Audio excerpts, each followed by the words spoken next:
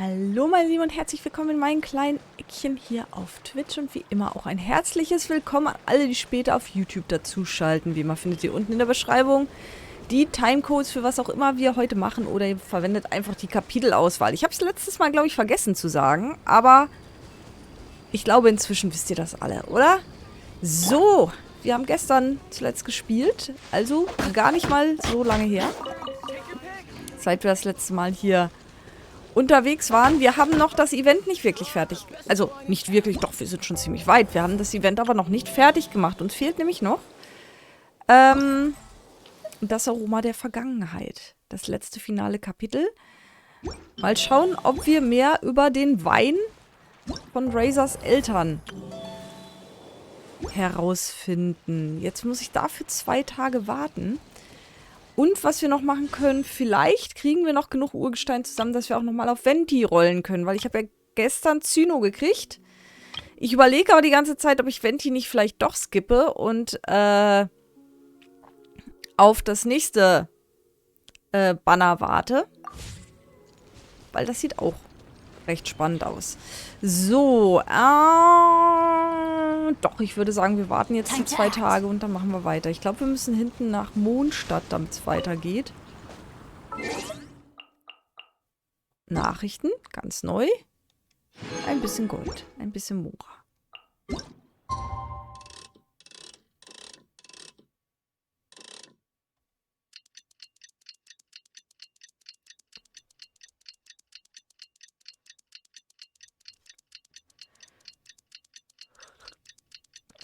Dass man das noch nicht vorspulen kann. Es dauert länger als die Ladescreens. Und man könnte es vermeiden.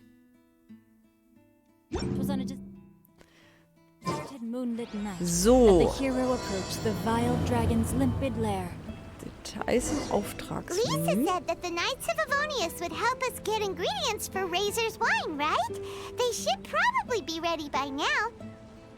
Okay. Ja, dann gehen wir checken.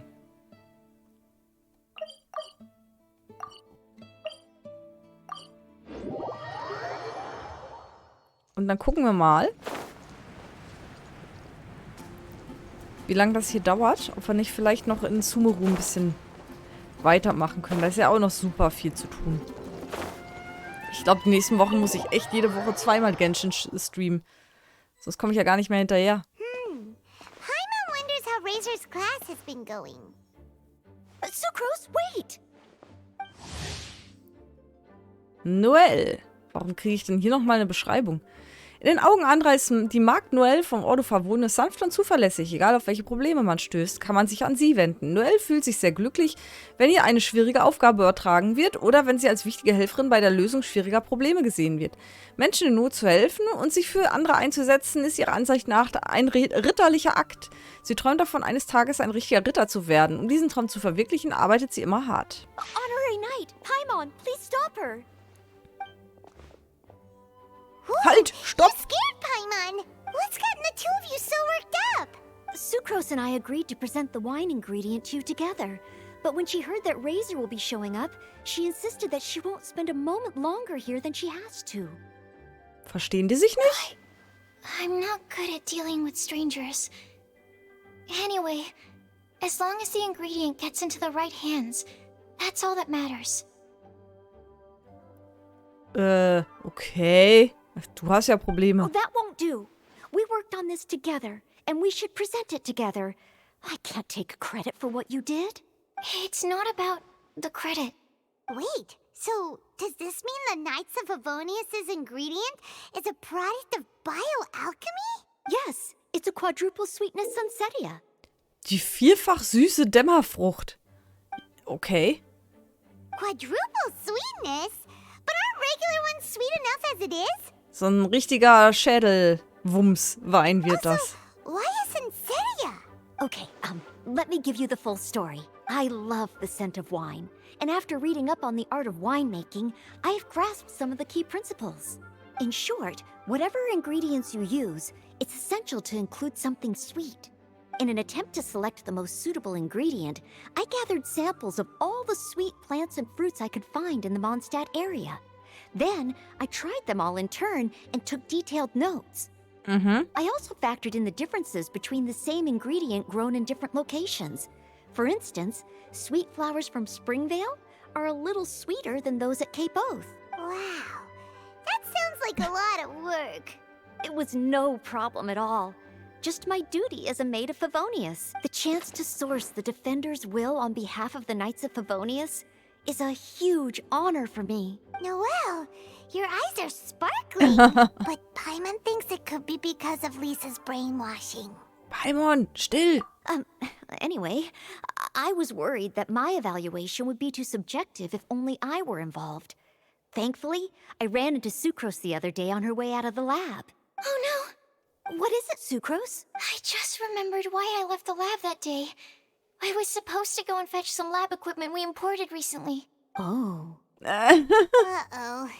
That look on your face seems to say you forgot all about it and have been in the lab this whole time. Yeah, exactly. Oh, I'm so sorry. Don't worry about it. It's my fault, really. I'll go and see Marjorie about the equipment shortly. Carry on, Noelle. Oh, okay. Anyway, Sucrose is a true professional when it comes to this kind of research. I showed her my list, and she made some extremely valuable suggestions. Please, you don't need to go out of your way to compliment me. Noelle filled me in on the background of the whole situation. I was moved to see how seriously she took this task, even though she'd never even met Reicher before. However, none of the potential ingredients she had identified were perfect candidates, in my opinion. Na, die Eltern werden sich ja wohl nicht extra eine spezielle Frucht gezaubert haben für diesen Wein. What we needed was a fruit high in sugar and easily fermentable. After a final look at Noelle's list, I picked the Sensetia sample from near Cider Lake as a basis. Using bioalchemical techniques, we were able to amplify the sweetness, then conduct a few tests to compare the results against the benchmarks. Watching Sucrose work on an experiment when she's in the zone blew me away. Such focus and determination. I already said don't compliment me. Anyway, the result of our research is the Epsilon Modell series 5. Sensetia, variation 63. Nummer 63 mit 4 mal Zucker. The sweetness has been verified through rigorous testing, and the size and color are both optimal too. Noelle shortened the name to Quadruple Sweetness Sensetia. Unfortunately, it can't be produced on a very large scale under the current conditions. But as long as we have enough for Reicher. Darf ich erstmal kosten? Hey, what's wrong with you? Wer weiß. Traveler, there's something else I'd like to share with you. Growing up, I was lucky. I was never the best at dealing with other people, but my parents never placed any expectations on me. They never said to me, you need to be more sociable, or anything like that. They just said I should do what I enjoy. So, I'm well aware that I'm one of the lucky ones. I haven't lived Reicher's life, and I can't pretend to imagine what it must have been like. So, I don't know how much it will mean coming from me, but I truly hope he can find happiness and spend his life doing what he loves. Oh, Sucrose. Da kam ums Eck. Sorry, I am late again. Teacher forgot about the time. Kept talking and talking. That's all right. We were just chatting. Whoa, deja vu. Paimon said the exact same thing 2 days ago. Wait a sec. Where did Sucrose go? Wow, she disappeared the moment he opened the door. Hello, Die ist aber I'm flott. Noelle, maid of the Knights of Favonius. Hi. Here's our ingredient for you. Oh, but I can't take full credit for it. I had help from an alchemist, but right now, Sie hat gerade viel zu tun. Right, yes. It's a shame she couldn't be here to present it to you in person. Smells like potion, nectar, and anemo crystal fly, right? Wow. Nothing gets past your nose, does it? This Sensetia is sweeter than ones I have smelled before. Clee said alchemy is amazing. It can make things better. That's right. I hope that this sweet fruit will help you brew the sweetest wine. Das Mädchen wollte auch sagen, das mach einfach, was du willst. Thank you all. When she has time, I want to thank her also. Leave that to me. I'll figure out a way to persuade her to not work so hard all the time so that I can introduce you to each other. Okay, I will wait. All right, now that we have all the ingredients, we can finally start making the wine. For that, we'll need a barrel, which, if Paimon remembers correctly, is waiting for us at the Angel Share stand. Bye, Noelle. We're gonna head off now. Na Good luck with dann. everything. See you. Rinnende Kartoffeln, raus aus den Kartoffeln und wieder zurück. So.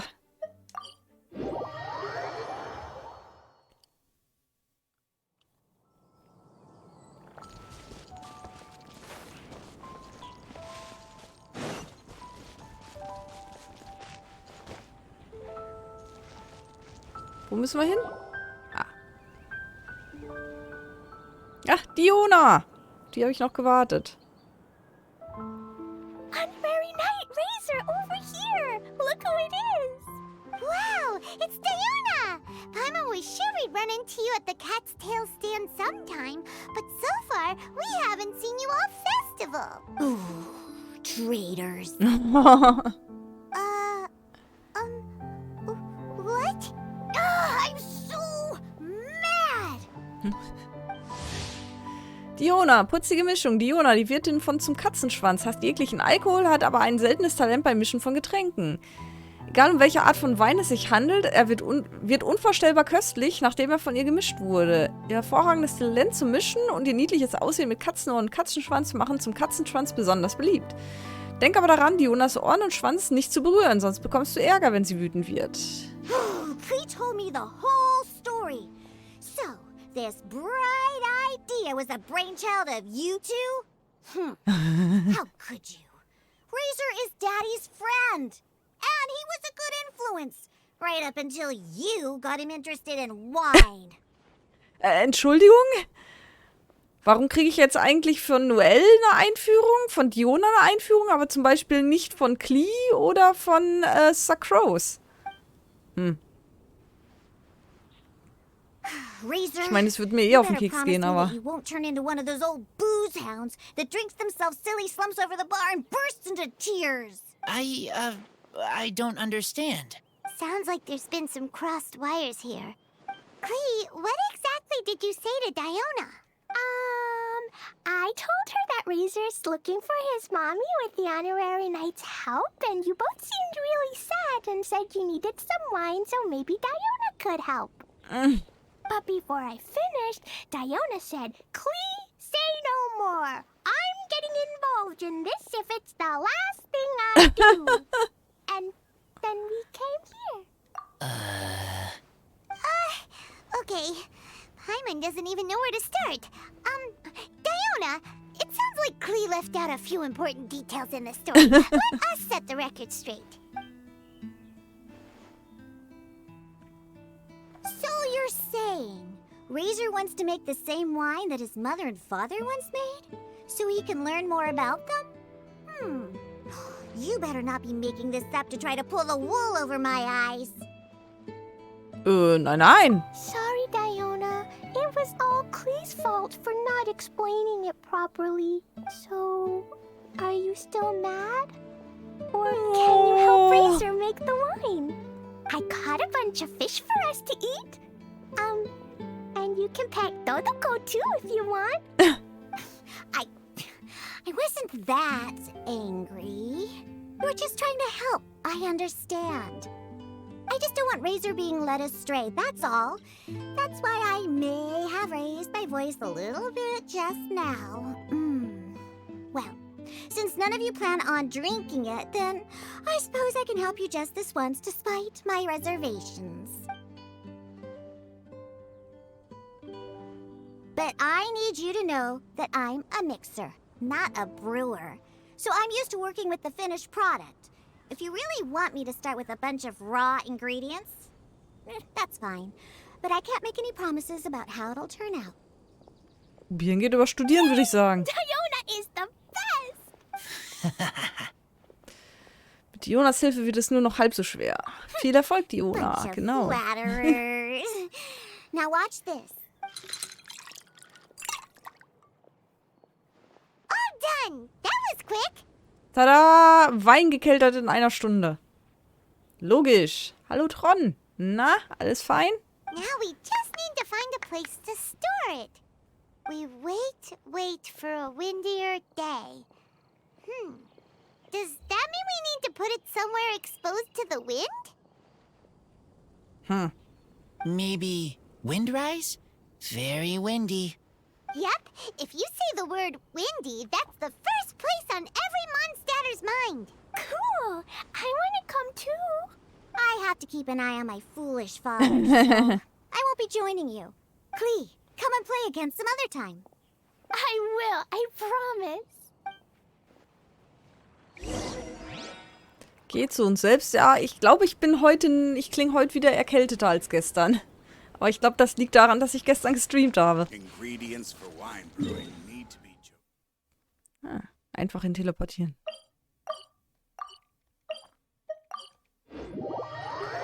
Aber meine Stimme hat ja danach ein bisschen Pause, ein paar Tage.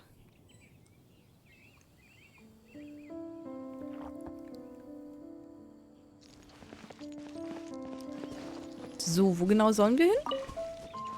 Ah, Hallöchen. Er hat nur gewartet, ich wusste es.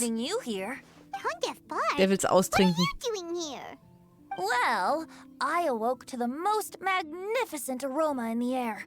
After following the sweet scent of fresh fruit to its source, this is where I ended up. Yeah, the fruit are super fresh and super duper sweet. I can smell it as well.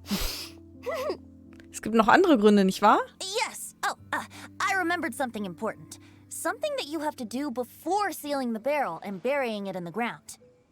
Wir müssen es verbuddeln? What? We missed something? Razor, do you still remember the scent of that half bottle of Thousand Wind wine? I believe there was a hint of bitterness in there. Yes, there was. And with very good reason, too. The source? This. Dandelion seeds? Löwenzahnsamen. You're familiar with dandelion wine, right? Well, the people of Mondstadt believe that the wind can bring back the soul and also preserve memories. Dandelion seeds are like living gemstones, formed from the first wisps of wind in the year. People add them to the mix at the last second as a way of capturing the wind in the very moment that the barrel is sealed. Aha. Oh ja, das stimmt. Ach, verdammt. Aber ich höre es selber. Es ist ziemlich rowdy heute. Ich habe auch heute den ganzen Tag irgendwie, keine Ahnung, Kratzen im Hals. Aber ich glaube, das kommt wirklich von gestern einfach, weil ich wieder mehr geredet habe als sonst.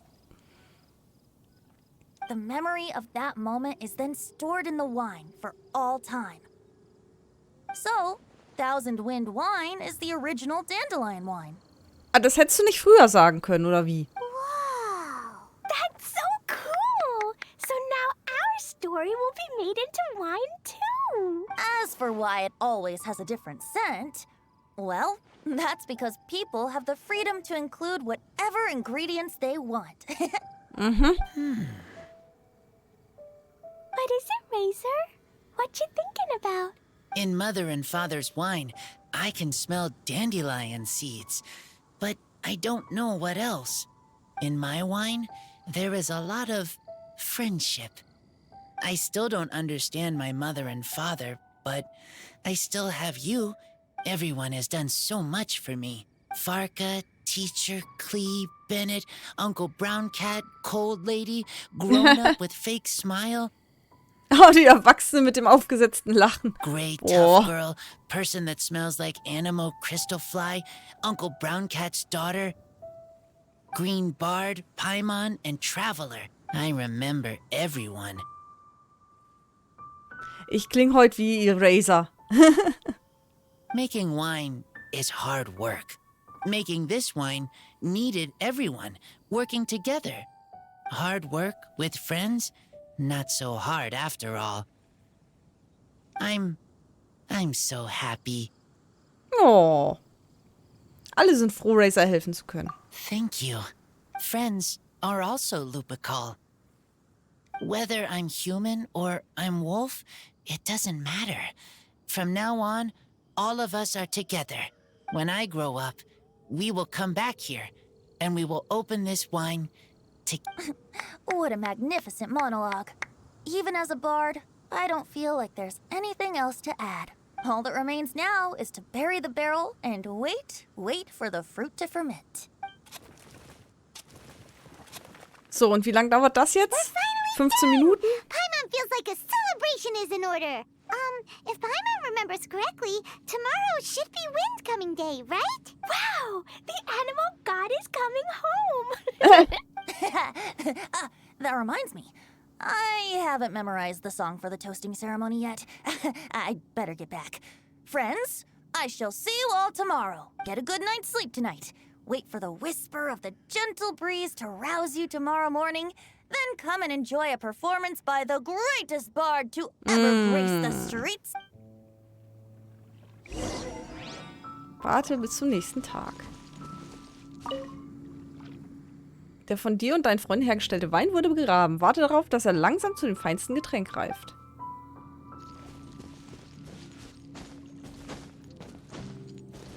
Ne, Mist. Ah, haben doch erwischt. Oh. So, was war 10 bis 14 Uhr? Tudum.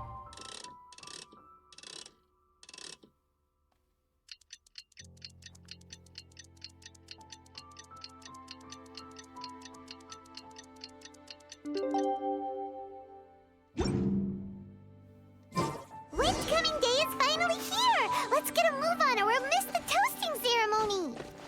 Jetzt müssen wir wieder hinten rüber. Okay. Also der Wein bleibt jetzt bis nächstes Jahr da oder so. Schätze ich jetzt mal.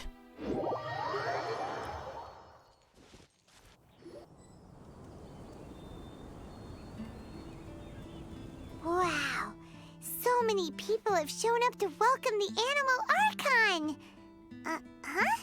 Why is everyone crowded around the Angel Share stand? Jetzt verkaufen sie da den Wein. Tradition holds that the finest wine of the Weinlese Fest only goes on sale after the Animo Archon has tasted it at the toasting ceremony. Everyone's waiting in line for the big moment. Ugh. So welcoming the animal Archon back is just a means to an end for them, huh? What about you, Lisa? Are you here for Razor? Yes, I was feeling a little concerned about him, but I just spoke with him, and he tells me that the winemaking went very smoothly. Ah, such a relief. A glass of the festival's finest will go down smoothly now, too. Wow, you too, huh? Razor and the others are over there. You should go say hi.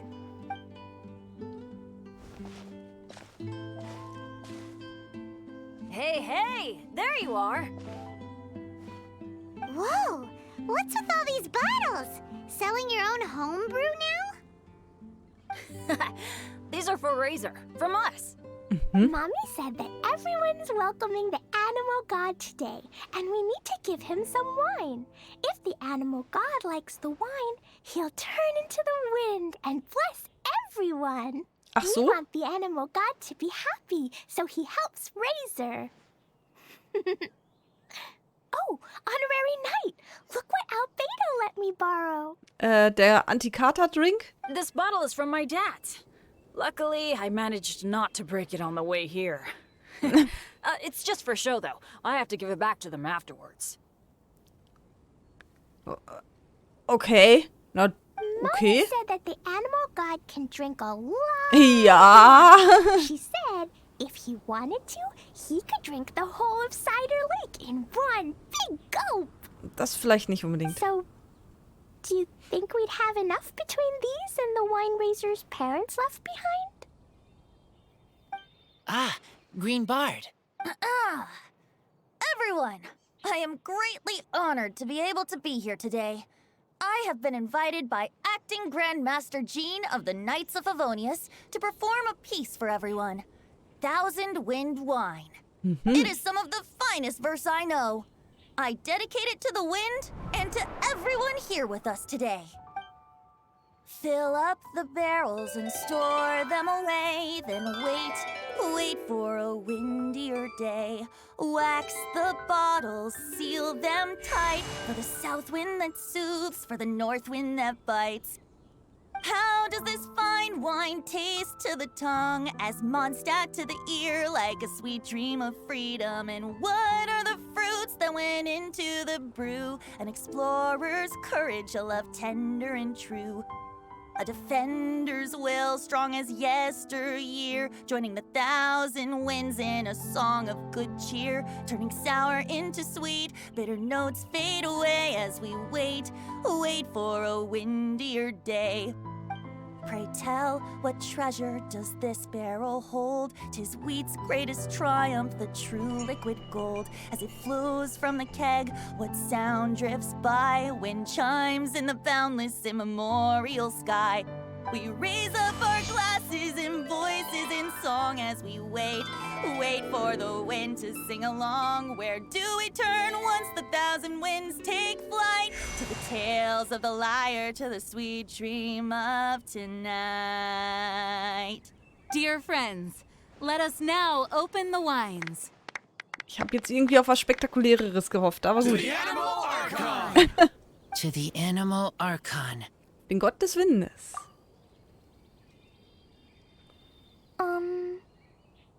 There's no wind. Oh.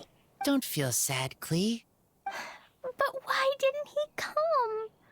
If the animal god didn't come home, is it because he doesn't like the wine we brought for him? Oh nein, das denke ich nicht. Of course not.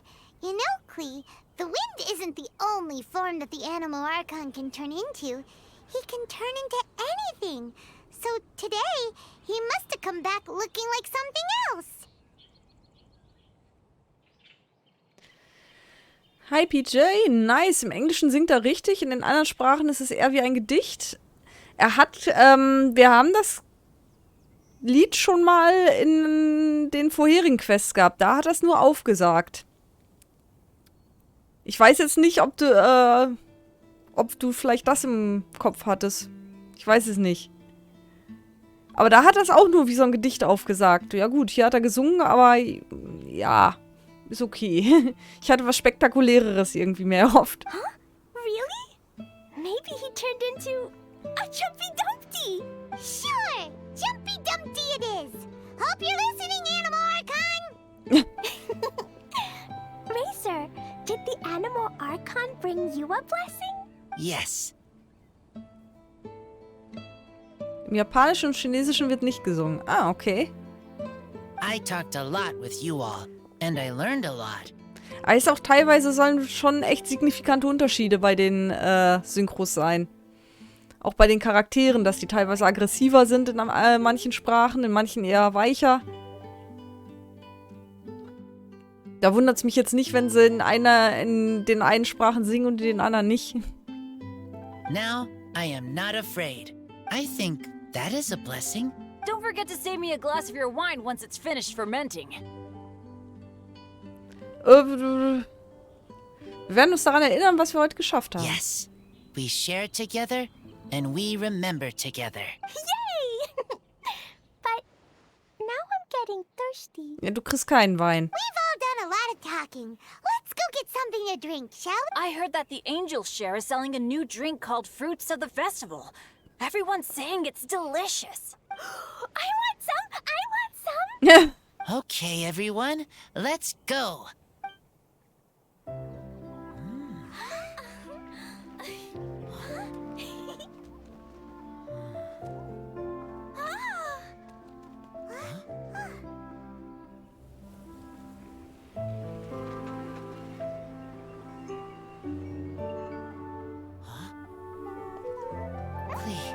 Listen.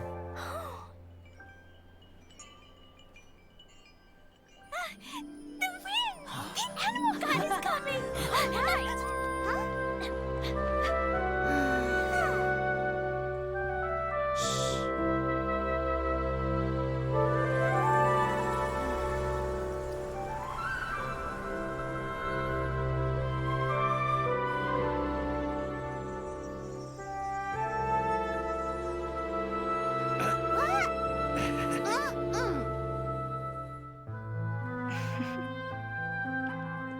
Take this, crush it, and place it on the fracture. Listen, Missy. Promise me you'll live on.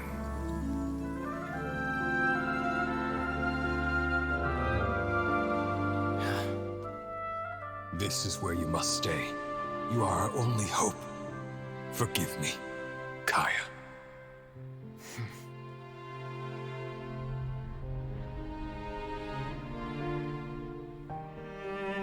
Good, very good. That's my boy. I will always be proud of you.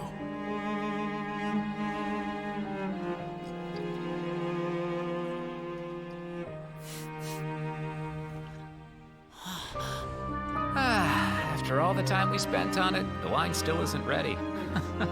May as well leave it for our son. Razor. What do you think of that name? Oh, an adventurer's name. Yes, I like it. Razor? Razor! Come on!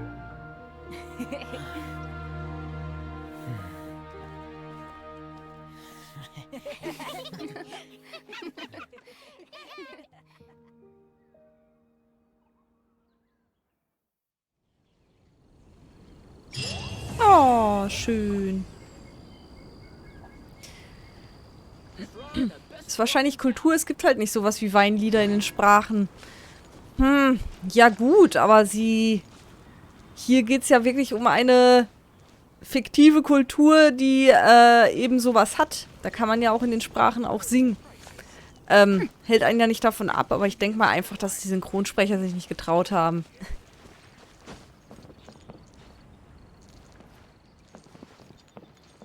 Kann ich mir zumindest vorstellen. Ah, ist da groß. Hi there. Are you here to take a look at my stall? I have a lot of newly developed research products. Möchtest du ein wenig plaudern? Okay. Go ahead. Über den Stand? Oh, this? I actually wrote out all the nutritional information and prices for my bioalchemy products in advance. But the customers still prefer to ask directly. So, I just read off the sheet for them. Running a stall is a huge challenge for me. Maybe I could get Noelle to interact with the customers, and I do the rest. Okay. So. Das heißt, die Story haben wir schon mal durch. Nee, nicht das hier. Da haben wir jetzt auch schon mal ganz viel Festlichkeit. Aber bei weitem noch nicht genug. So, die festlichen Anekdoten haben wir durch. Dann könnten wir uns zumindest mal die Aktionsdetails noch anschauen, die wir noch nicht hatten. Zumindest mal anschauen. Ich will die jetzt nicht alle durchspielen, aber zumindest jedes Mal mir angucken. So, wir haben die herbstlichen Annalen der Katastrophenvorbeugung. Außerhalb von Quelling ist der Waldschweinjäger Edmund in eine Diskussion mit einem jungen Mann verwickelt, der die Kleidung des Studenten von Zumero trägt. Ist halt die Frage, ob da viel Story bei ist. Dann sollte man es vielleicht doch noch machen. Ansonsten würde ich mich dann irgendwann auch mal wieder Richtung Sumeru aufmachen. Da ist nämlich auch noch ziemlich viel offen bei mir.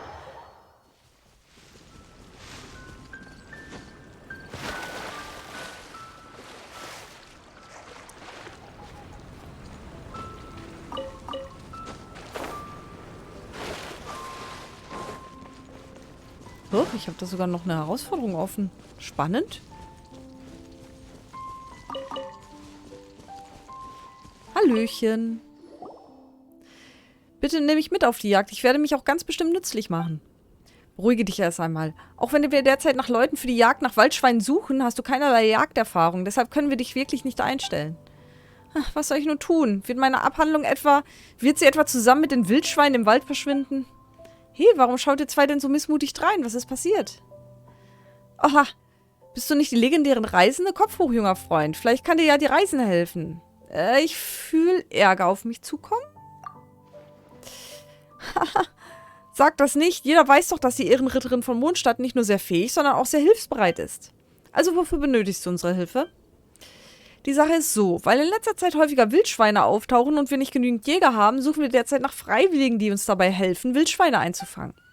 Dieser junge Student aus Sumeru will sich uns zwar anschließen, doch seinem schwachen Körper nach zu urteilen, ist er für diese Arbeit sicher nicht geeignet. Hey, bist du nicht ein Student? Warum willst du an der Jagd teilnehmen? Waldschweine mögen mit ihrem runden Körper niedlich aussehen, aber sie können sehr gefährlich sein, wenn sie auf dich zustürmen. Ja, ich spreche aus Erfahrung. Wenn du nicht so agil wie Matsu bist, versuch am besten nicht, dich ihnen zu nähern. Ich bin mega agil. Ja, ich weiß, aber ich möchte mitmachen, weil hier in der Nähe eine legendäre Kreatur aufgetaucht sein könnte. Moment, eine legendäre Kreatur? Ja, er redet wohl von dem Wildschwein mit den weißen Borsten, das ich vor einigen Tagen entdeckt habe. Ich habe es eben zufällig erwähnt, als ich mit ihm gesprochen habe. Ich habe diese Art von Wildschwein zwar tatsächlich noch nie zuvor gesehen, aber sind sie wirklich so besonders? Aber natürlich, soweit ich weiß, war das Wildschwein, das du gesehen hast, ein Schneeschwein. Das schon vor 100 Jahren ausgestorben sein sollte. In letzter Zeit gab es zwar Abenteurer, die behauptet haben, die Fährten dieser Tiere im Drachengrat entdeckt zu haben, aber weil die Augenzeugenberichte nicht eindeutig waren, wurden ihnen in den Kreisen der Gelehrten kein Glaube geschenkt. Ich will offen mit euch sein. Ich bin ein Student der Lebenskunde an der Sumeru-Akademie und weil ich mich bei meiner Abhandlung nicht für eine Richtung entscheiden konnte, bin ich zum Weinliesefest gekommen, um ein wenig abzuschalten. Wenn ich einen handfesten Beweis dafür finden könnte, dass die Schneeschweine nicht ausgestorben sind, dann wäre das eine sensationelle wissenschaftliche Entdeckung und meine Abhandlung wäre in trockenen Tüchern. Ach so, Matsu, findest du nicht, dass viele Leute der Akademie, die wir getroffen haben, ähnliche Sorgen haben? Das Studium ist zwar wichtig, aber Gesundheit ist die Grundlage für alles. Ich muss aber an seine persönliche Sicherheit denken. Wir können ihn wirklich nicht mitnehmen. Reisende, bist du also dazu bereit, dich an seiner Stelle unserem Jagdtrupp anzuschließen? Mit jemandem wie dir an unserer Seite hätten wir es bei der Jagd sicher viel leichter. Und wir alle hätten mehr Zeit, um für ihn nach den Fährten der Schneeschweine zu suchen. Wirklich? Bitte seid unbesorgt. Ich verfüge über ausreichende Forschungsgelder und kann euch eine Entlohnung bieten, mit der ihr zufrieden sein werdet. Also gut für die wissenschaftliche Forschung, also gut für Forschungsgelder.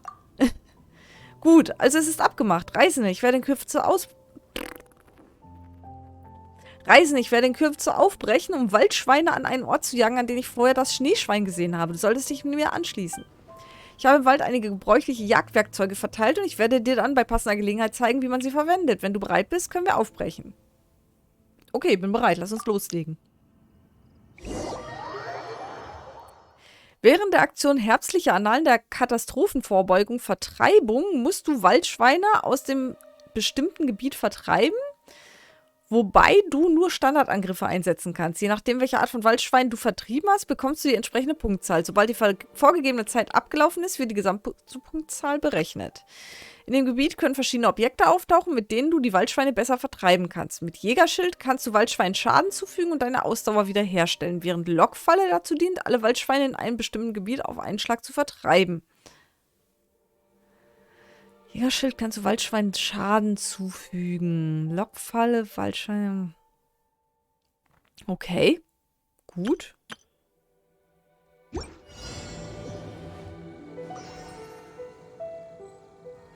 Okay. Jägerschild wird gleich erscheinen. Bam, bam, bam, bam, bam.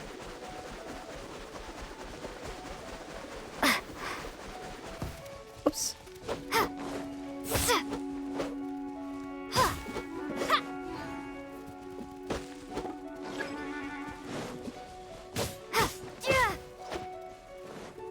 Oh, arme kleine Minischweinchen.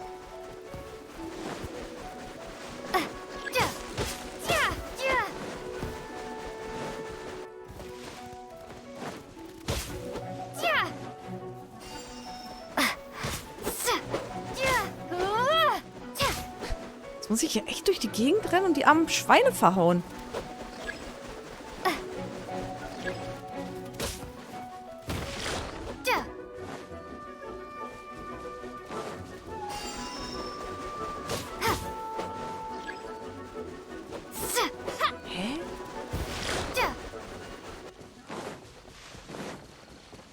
Ich bin ein wenig verwirrt.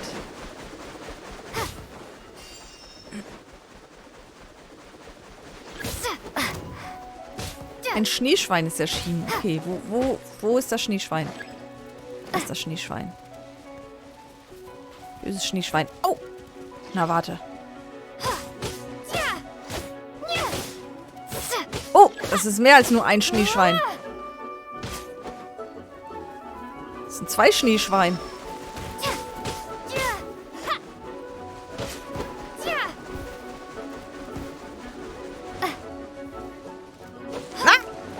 Ich krieg ich noch.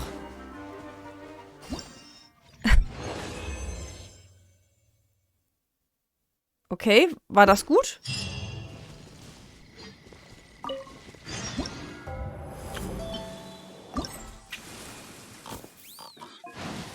Das scheint gut gewesen zu sein.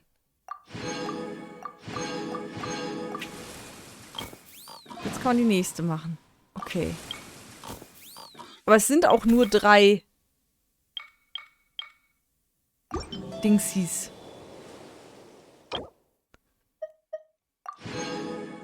So.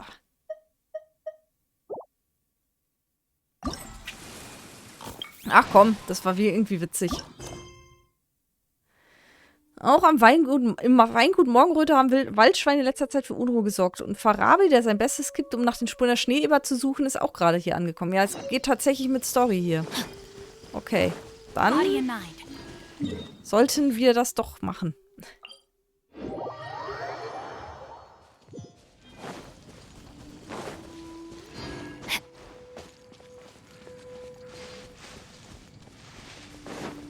Geht ja relativ flott.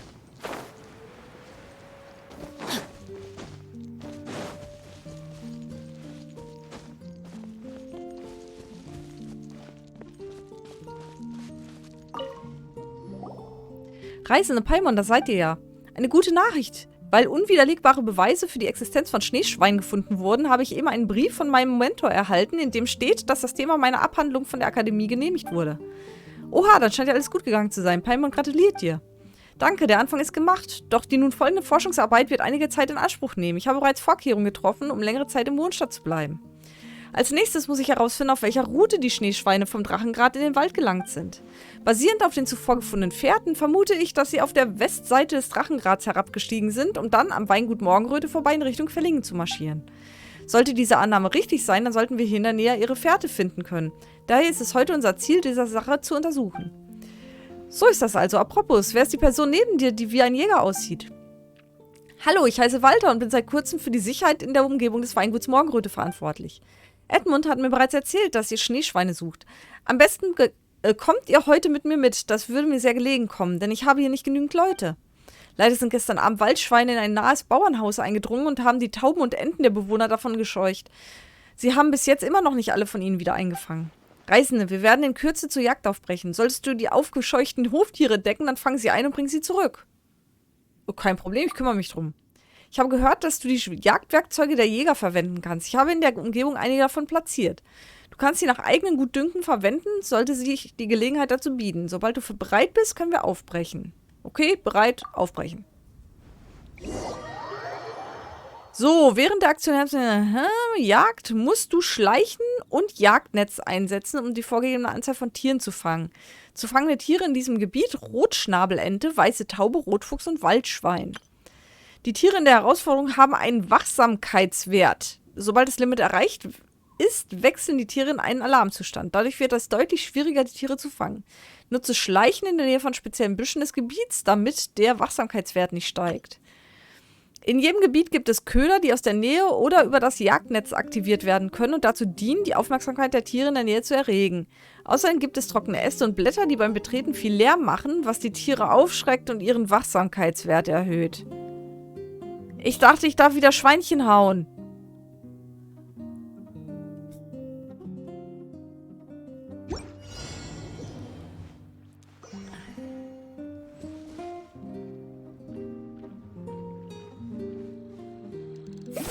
Platsch.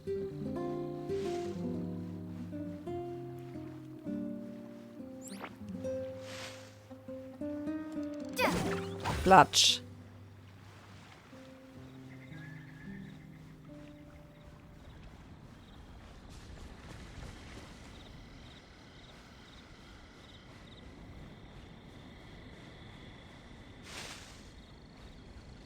Ich sehe nichts. Mist.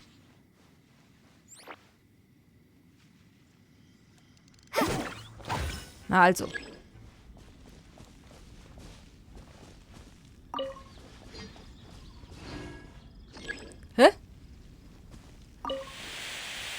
Oh.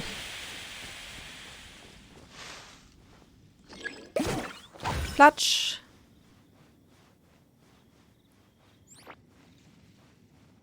Ups.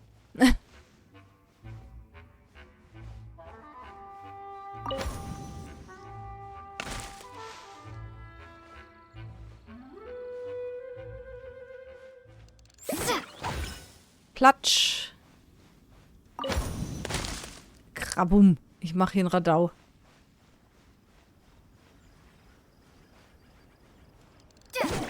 Mist.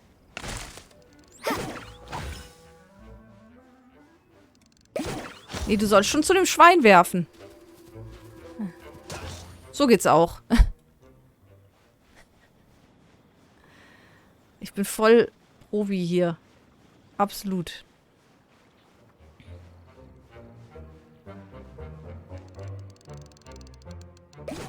Plups. Mist. Ah, doch. Erwischt. Hä?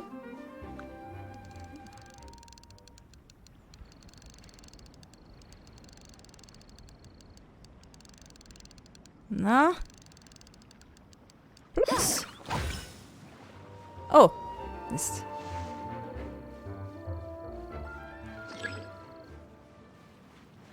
Okay, nächstes Gebiet.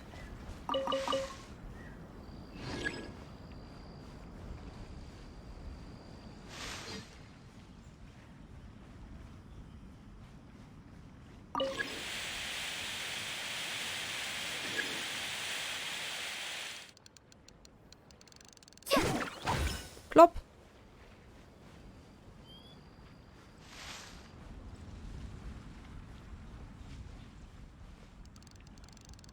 Plopp.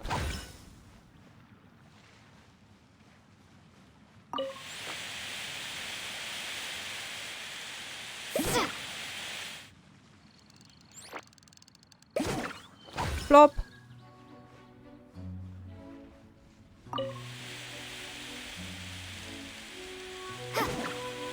Ey!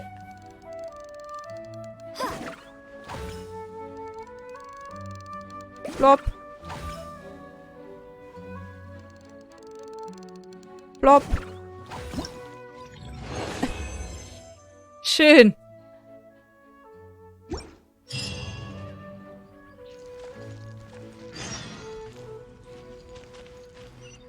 Och nein, nicht im Nein, nein, nein, nicht auf den... Nein. Wir gehen jetzt nicht auf den Drachengrat. Ich mag den Drachengrat nicht.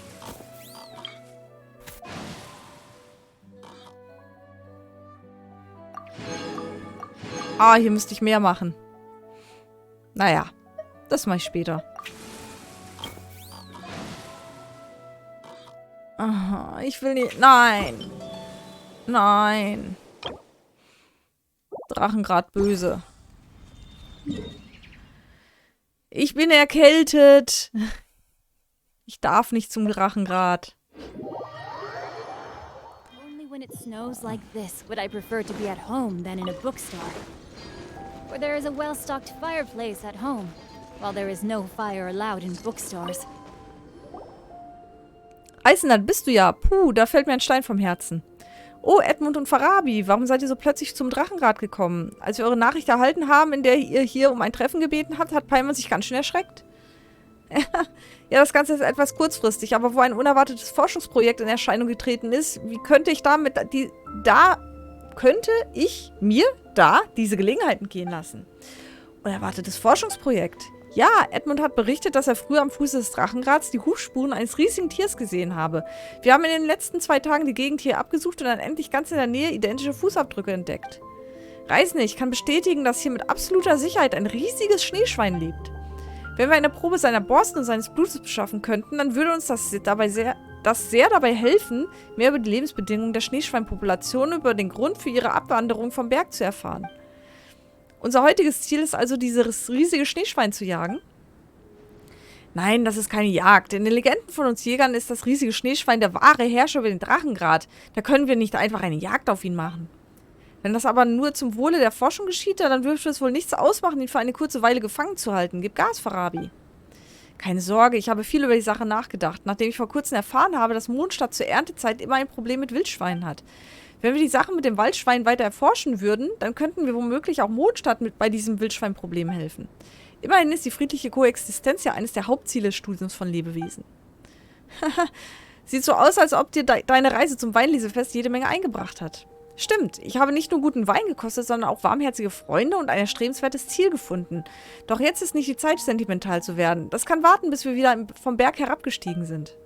Reisende, nach der Größe der Fußspuren dieses Schneeschweins zu urteilen, kann ich es nicht mit ihm aufnehmen. Also muss ich das einem Experten wie dir überlassen. Ich soll es jetzt aber nicht hauen, oder? Aber keine Sorge, ich habe hier bereits Köder für das Schwein ausgelegt und Jagdwerkzeuge verteilt. Das sollte dir die Aufgabe leichter machen. Gut, überlass die Sache nur mir. Reisende, wenn du bereit bist, werde ich die Köder anzünden, um das große Schneeschwein anzulocken. Anzünden! Okay, ich bin bereit für dich, großes Schneeschwein. Machen wir Feuerwerk. Während der Aktion musst du den großen Schneeeber finden und ihn vorübergehend gefangen halten. Zu Beginn befindet sich der große Schneeeber im manischen Modus. Benutze die in der Umgebung verfügbaren Vorrichtungen wie Jägerschild und Lockpfeile, um ihn aus dem manischen Modus zu befreien. Standardangriffe können dem großen Schneeeber nur begrenzten Schaden zufügen. Sobald er den manischen Modus verlässt, kannst du mittels Jagdnetz mehr Schaden verursachen.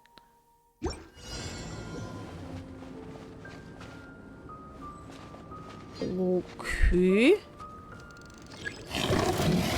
Blob. Okay, ich bin weg. Ich bin weg. Ich bin weg.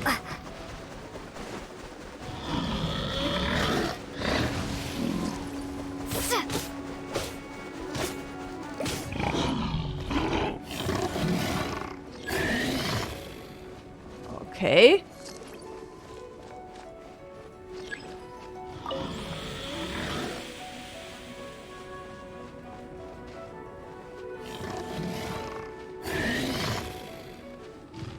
Hä?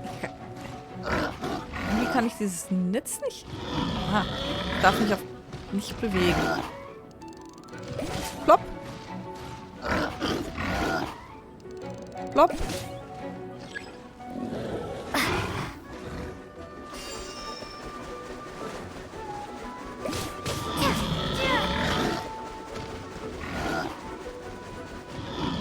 Plopp.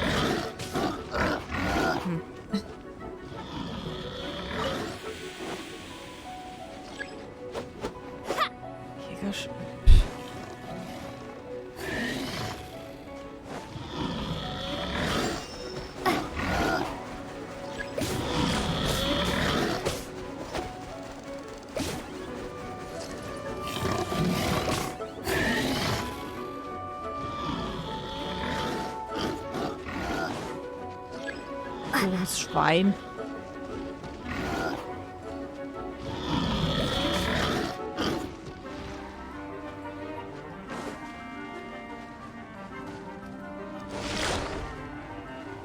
Was? Okay, ich muss ihn da, dass er dagegen springt. Es kommt. Was? Was?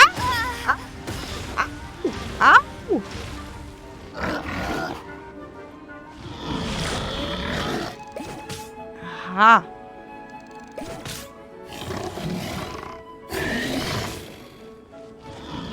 Okay.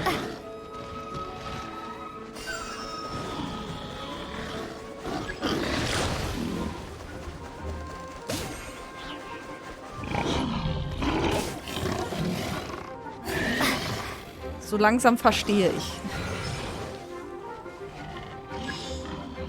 Was? Ach, nö.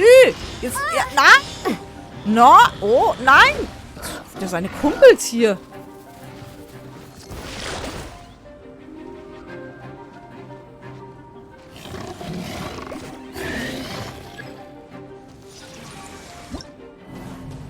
Oh. Okay. Rechnet er mit sowas hier? Nein, nein, nein.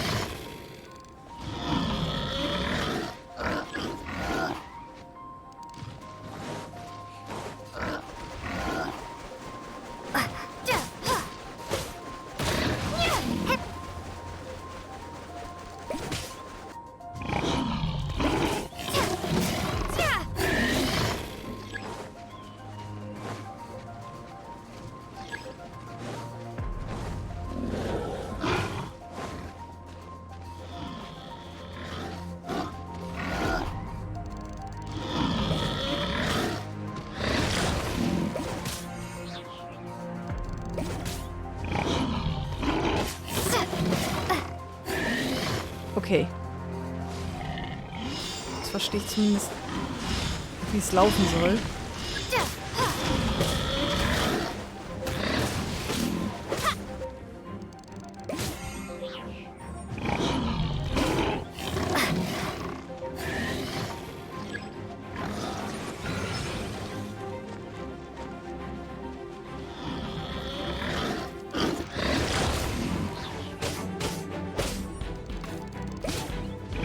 Gleich haben wir's.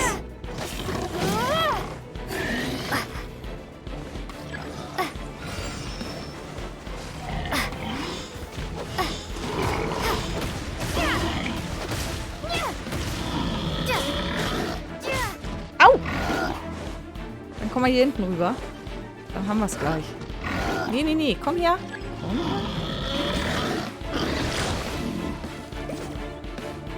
Mist.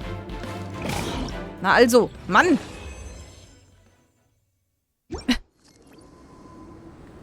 Okay. Und die?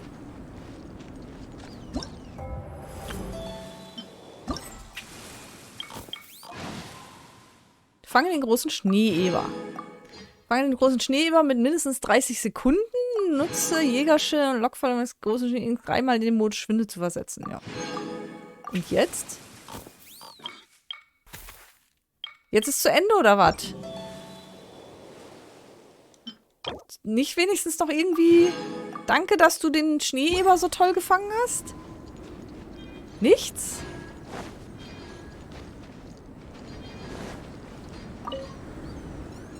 Reisende, wenn du bereit bist, werden wir die Köder anzünden. Wo ist Edmund abgeblieben? Da Edmund ja auch für die Sicherheit von Quelling verantwortlich ist, habe ich ihn erst einmal zurückgeschickt. Keine Sorge, ich werde sehr vorsichtig sein und dir keinen Ärger machen.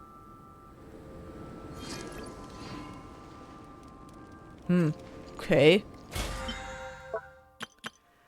Fange beim Minispiel Reaktion den großen Schneeeber.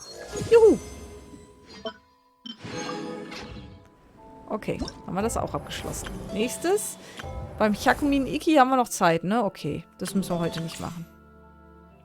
Oh, den Probelauf sollte ich noch machen. Vielleicht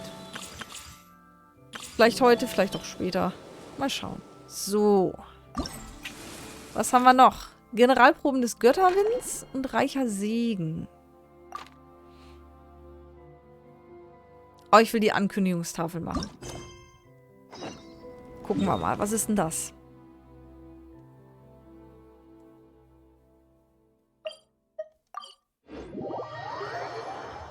Great weather for practicing martial arts, but perfect weather for reading.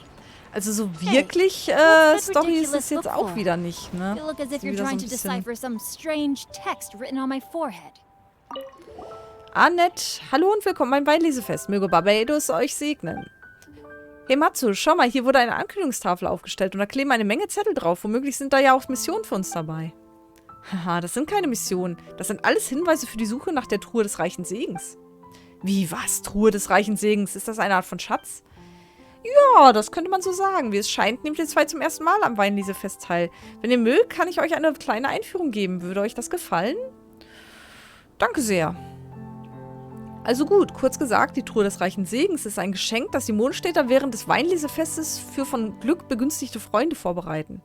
Denn das Weinlesefest ist nicht nur ein Feiertag, an dem Barbados Rückkehr begrüßt wird, sondern auch ein Tag, an dem wir alle zusammen die Freuden der Ernte teilen und sich an schöne Momente zurückerinnern. Dabei packen die Leute Geschenke in eine Holzkiste, die eine Form eines Weinfasses hat, und verstecken sie an einem Ort, der für sie mit vielen Erinnerungen verbunden ist. Daraufhin hinterlässt der Besitzer der Kiste Hinweise auf ihren Standort und wer die Kiste als erstes findet, erhält die Geschenke darin.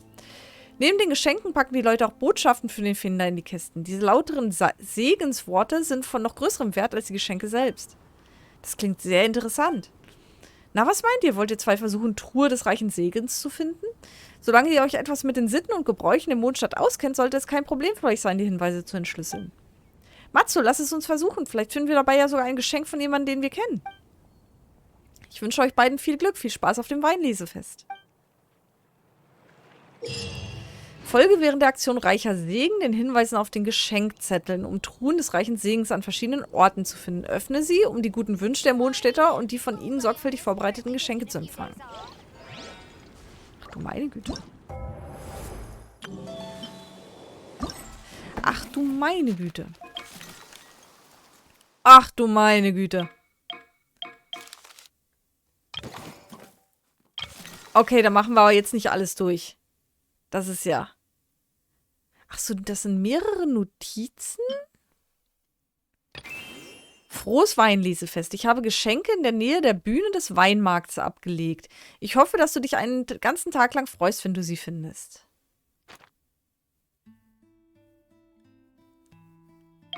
Okay, Bühne in der Nähe des Weinmarkts.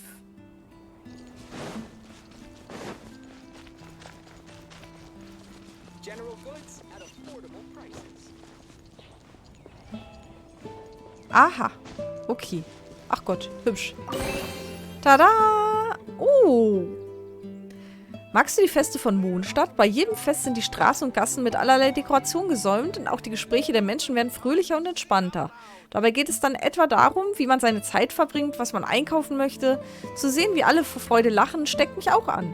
Bei diesem Fest zur Feier der reichen Ernte möchte ich dir diese kleinen handgemachten Wimpel schenken. Wenn sie den Schmuck nochmal verbessern können, die festliche Atmosphäre nochmal verstärken können, dann kann es gar nicht besser sein. Barbara.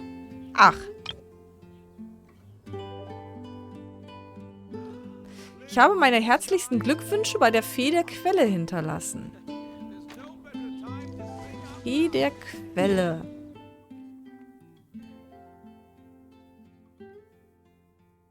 Fee der Quelle. Also Quellen gibt es hier ja einige. Wird mir jetzt hier spontan einfallen, aber Fee, würde ich fast sagen, es ist eine von den Statuen, oder?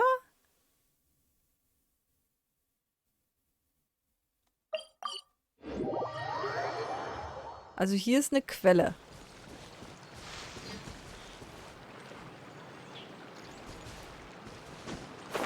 Obwohl da oben ist ja noch mehr Quelle. Bei der Fee der Quelle.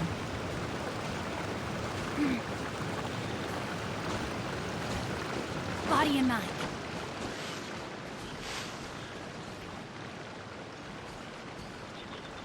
Was für eine Fee. Gehen wir mal noch ganz nach oben hier. Nee, nee. Ach, Junge.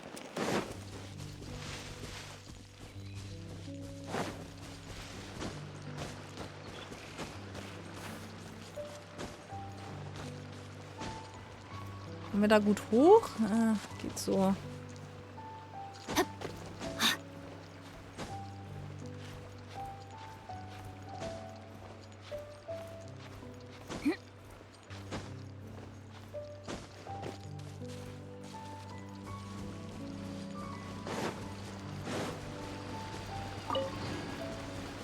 Oh!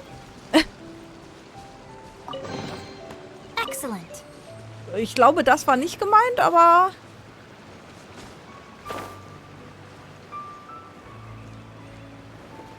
Nee, nee, nee, nee. Ich will eigentlich gar nicht da... Aber da unten fliegen Dingsies rum. Kristallschmetterlinge. So, das ist ja jetzt die eigentliche Quelle. Aber hier ist nichts.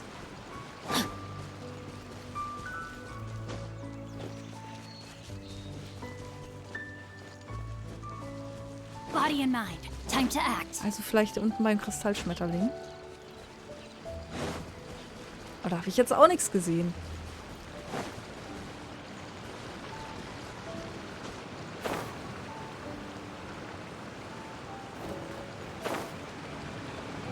Nee.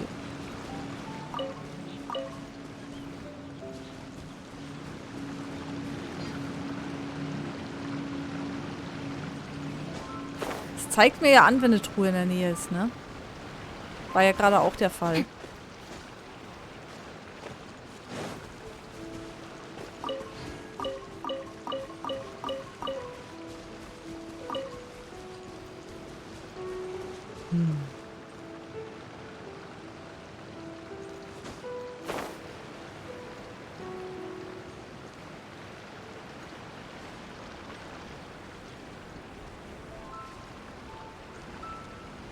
Aber hier sehe ich auch nichts.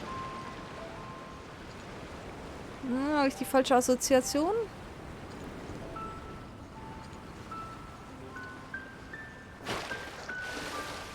Bei der Fee der Quelle. Gucken wir nochmal. Bunte Auswahl im Laden. Schließt, wenn die Musik erklingt, aus dem Minispiel Reicher Segen ab. Schalte beim Minispiel wohltätiger Kreativität und Wohltätigkeitsladen des Ritterordens frei. Ach du Schande. Wenn die Musik erklingt. Ich habe meine herzlichsten Glückwünsche bei der Fee der Quelle hinterlassen. Das Geschenk ist in der Nähe des südlichsten Hauses von Quellingen. Das sollten wir doch hinkriegen. Das südlichste Haus von Quellingen. Das hier. Nee, Moment. Südlich. Südlich ist hier. Eieiei. Das hier? Da bin ich ja schon fast da.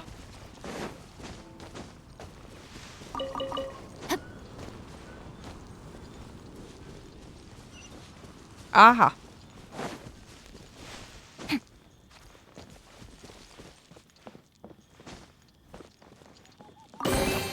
Peng! Wer hätte gedacht, dass Menschen wie ich, denen alles egal ist, damit beauftragt werden könnten, eine Truhe des reichen Segens vorzubereiten. Aber ich habe mein Gehirn wirklich schon zu lange nicht mehr benutzt. Mir fällt wirklich kein passendes Versteck ein. Ich weiß auch nicht, was ich auf dieser Nachricht schreiben soll. Frohes Weinlesefest? Jotün. Now, this is what I call a moment of solitude. Okay. Also Fee der Quelle haben wir anscheinend noch nicht richtig interpretiert. Ich habe meine herzlichen Glückwünsche bei der Fee der Quelle hinterlassen. Ich gehe ja mal davon aus, das ist hier alles irgendwie in der Nähe, oder?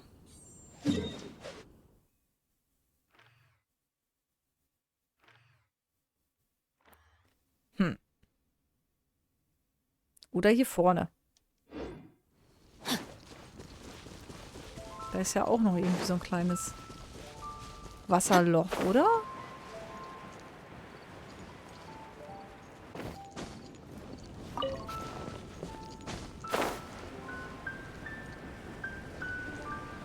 Oder nicht? Nee.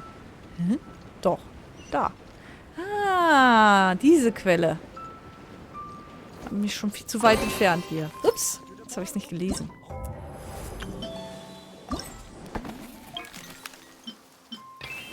Ich habe einmal die traumhafte Stimme der Natur gehört. Das war vor vielen Jahrzehnten. Seitdem ist sie nicht wiedergekommen. Nur das Quellwasser ist süß wie immer.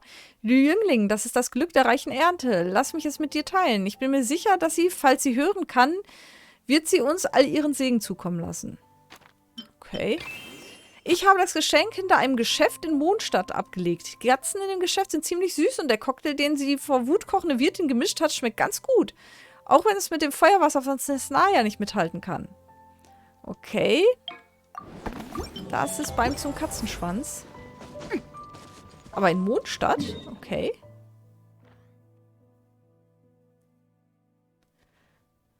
Das ist die Engelsgabe. Welches ist zum Katzenschwanz? Verdammt. Hirschjäger? Ist hier wahrscheinlich gar nicht.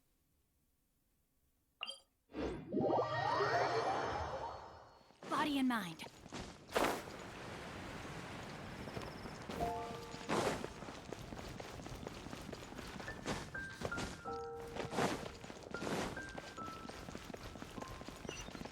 Ah, passt schon. Okay.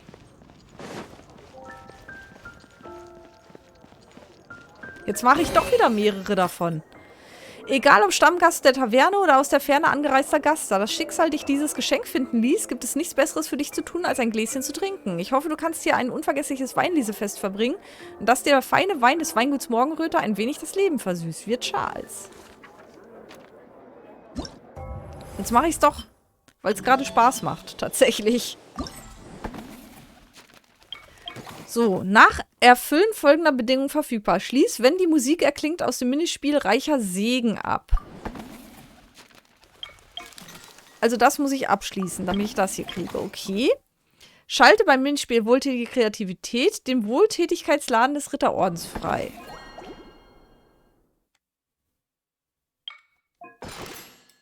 Ich glaube, den habe ich frei, glaube ich. Ich bin nicht sicher. Vielleicht auch nicht. Doch, bestimmt. Passt schon. Das heißt, wir müssen jetzt... Für das andere müssen wir hier auf jeden Fall das komplett machen. Okay. Oh, nee, das war gar nicht zum Katzenschwanz. Okay. Dank dir, O Barbados, für die reiche Ernte, die du Mondschatz bescherst. Mein Geschenk lege ich dir zu Füßen. Das kann doch nur die große Statue hinten sein. Oder?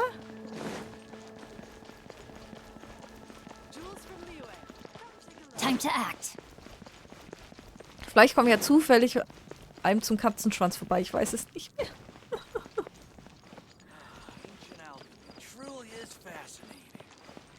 Aber ich meine, so groß ist die Stadt jetzt auch wieder nicht. Na! Ach, blöde Girlanden. Kann man nicht anständig klettern hier. Body and mind.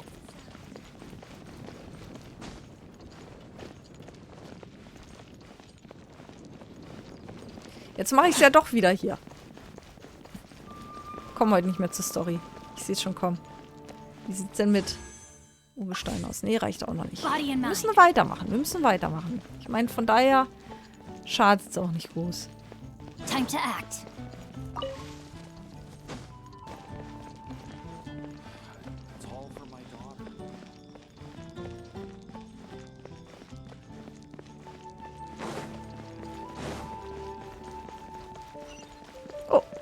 Hä?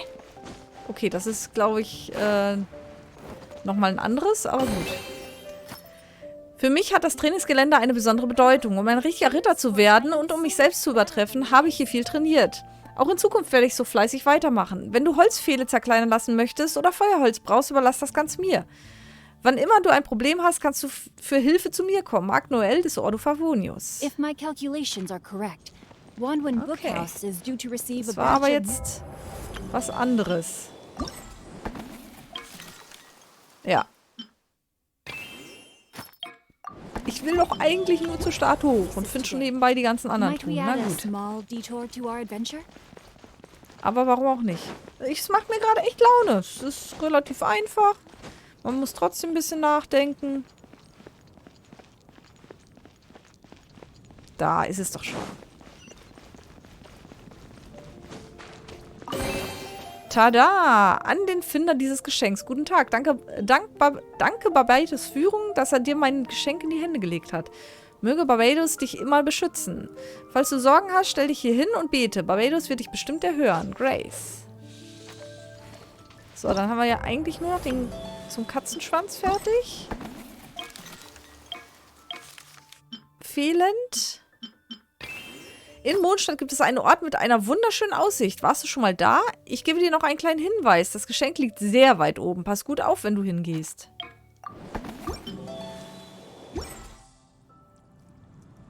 Da oben beim Teleport oder noch höher? Nee, hier hatte ich es ja schon gesehen. Hier war ich ja ein paar Mal. Dann ist es...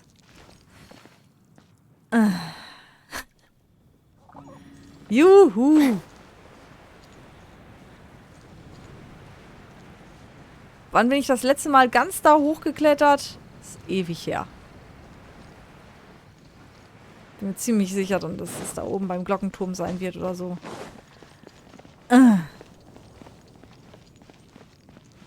Juhu! Und dann kletter ich gleich da hoch. Und dann ist es da nicht. Ach, da ist es doch. Ich sehe es doch schon von hier unten. Alles gut. Ha! Na, Gott sei Dank. Alles halb so tragisch. Herzlichen Glückwunsch. Diesen Ort zu finden war bestimmt nicht einfach. Du hast echt Kampfgeist. Jetzt schau dir schnell die Umgebung an. Ist dieser Ausblick nicht wirklich grandios? Haha, es freut mich sehr, diese Schönheit mit dir zu teilen. Ach genau, wenn du deinen Windgleiter ausbreitest und herunterfliegst, solltest du dir die Regeln des Flugratgebers in Erinnerung rufen. Riskiere bloß nicht deinen Flugschein. Naja, es geht so. Body and mind. So, jetzt fehlt mir nur noch die Kneipe. Aber wo? Ich weiß es nicht mehr.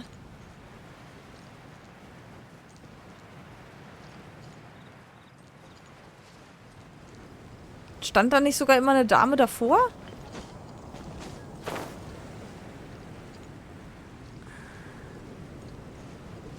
Wir werden es schon irgendwie finden.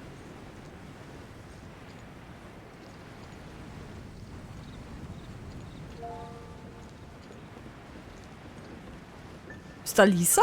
Hallo Lisa. Da sind auch Katzen. Vielleicht sind wir hier richtig.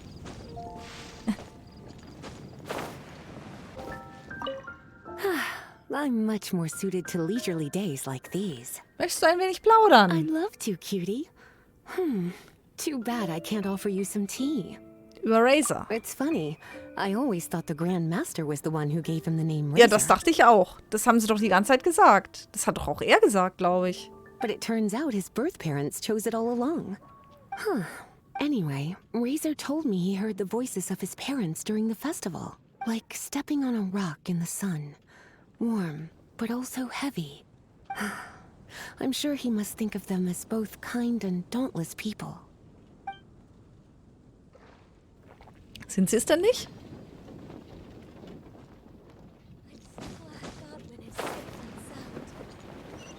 Ah, okay. So. Tada. Ehrlich gesagt vermisse ich bei so einer Atmosphäre meine mächtige Heimat Snaya. Aber ich kann auch nur die nächtliche Freizeit nutzen, mit dem Wein meinen Kummer zu... Ich kann auch nur die nächtliche Freizeit nutzen, mit dem Wein meinen Kummer vertreiben. Falls du die Gelegenheit bekommst, solltest du die Getränke dieses Hauses probieren. Aber wenn du das Geschenk finden kannst, bist du hier vielleicht schon lange Stammkunde. Katzen!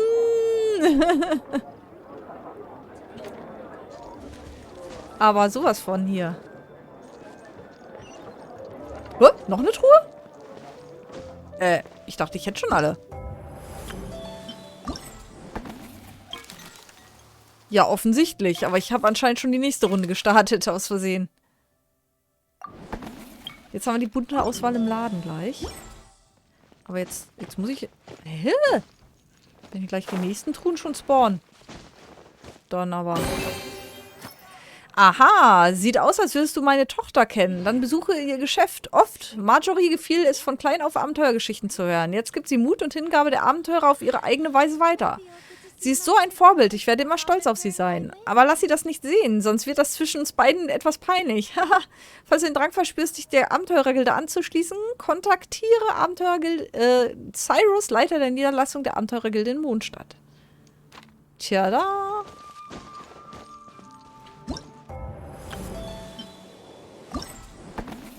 So, bunte Auswahl im Laden. Bernard hat gehört, dass ihr an der Suche nach Truhe des Reichen Segens teilgenommen habt. Achso, jetzt kriegen wir ein bisschen Story noch dazu.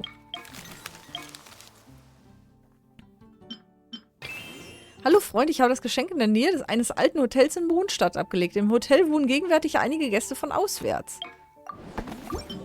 Ach, die Snaya-Leute, ja, aber keine Ahnung, wo die wohnen.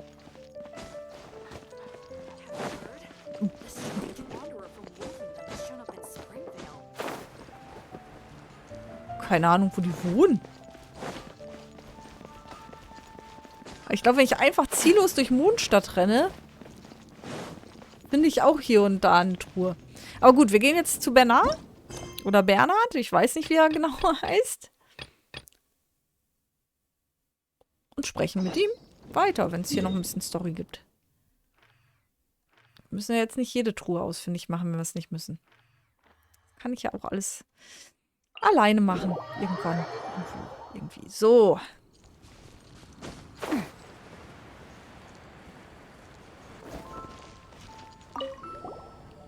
Reisen und Paimon. Ich habe gehört, dass ihr an der Suche nach Truhe des Reichen Segens teilgenommen habt. Hat es euch Spaß gemacht? Das war einfach toll und Paimon ist sich nicht sicher, ob es an den Weinmarkt liegt, der während des Weinlesefests abgehalten wird. Aber wir haben jede Menge Dekorationen der verschiedensten Arten erhalten. Haha, es gibt tatsächlich Leute, die solche Dinge verschenken. Da kommt mir eine Idee, wo wir hier ja einen Imbissstand haben. Wie wäre es damit, diese Dekoration hierher aufzustellen? Das würde den Stand etwas verschönern und sollte noch mehr Kunden anziehen. Außerdem werden die Leute, die diese Geschenke vorbereitet haben, sich sicher freuen, wenn sie an eurem Stand sehen würden. Da hast du ganz recht. Matsu, dann lass uns unseren Stand neu dekorieren. Unter den Geschenken in Truhen des Reichen Segens befinden sich spezielle Dekorationen, die sogenannten Ladenkomponenten, mit denen du deinen Laden bei der Aktion Wohltätige Kreativität schmücken kannst. Zu diesen Komponenten gehören Ladenzelt, Hängedeko 1, Hängedeko 2, Landschaftsdeko und ausgestellte Waren. Du musst zuerst das Ladenzelt aufstellen und andere Ladenkomponenten zu platzieren. Sammle während der Aktion bunte Auswahl im Laden eine bestimmte Anzahl an Ladenkomponenten und richte sie in deinem Laden ein, um die entsprechenden Belohnungen zu erhalten. Ladenkomponenten können in deiner Kanne der Vergänglichkeit verwendet werden, um deinen Laden aufzubauen. Dann dekorieren wir mal. Ladenzelt, ausgestellte Waren. Okay, Landschaftsdeko, ja.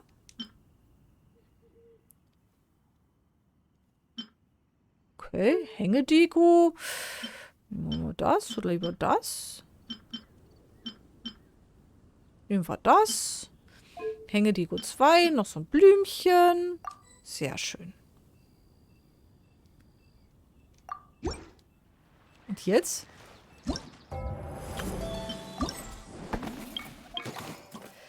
Dekoriere deinen Laden einmal komplett. Okay.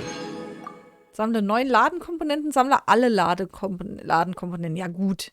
Ja gut. Das machen wir jetzt nicht. Das sind jetzt nicht alle Truhen.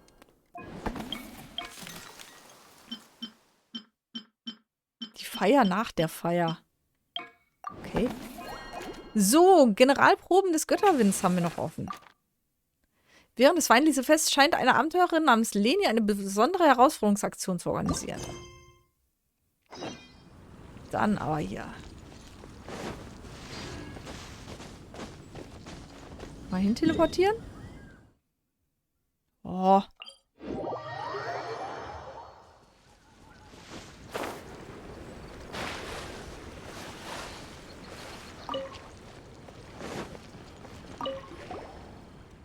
Ich habe lange auf euch gewartet, meine mutigen Freunde. Bitte nutzt diese fantastische Gelegenheit, um mit mir zusammen die Kunst des Abenteuers zu erleben und zu versuchen, euch selbst zu übertreffen. Die Kunst des Abenteuers?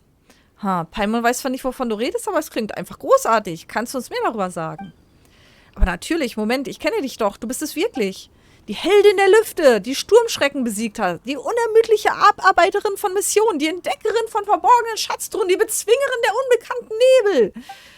Wenn du die Führung in dieser Aktion übernimmst, wird das bei allen anderen Begeisterung wecken und dieses große Vorhaben vorantreiben. So viele Titel. Von denen hat Paimon noch nie gehört. Diese Titel sind für gewöhnlich an Kneipentischen bei Lagerfeuern oder in den Gute-Nacht-Geschichten von Kindern zu hören und werden nur mündlich weitergegeben. Es ist daher ganz normal, dass du davon noch nichts gehört hast. Jedenfalls hast du mit deinen Taten hunderte von Abenteurern inspiriert und sie dazu motiviert, immer stärker zu werden.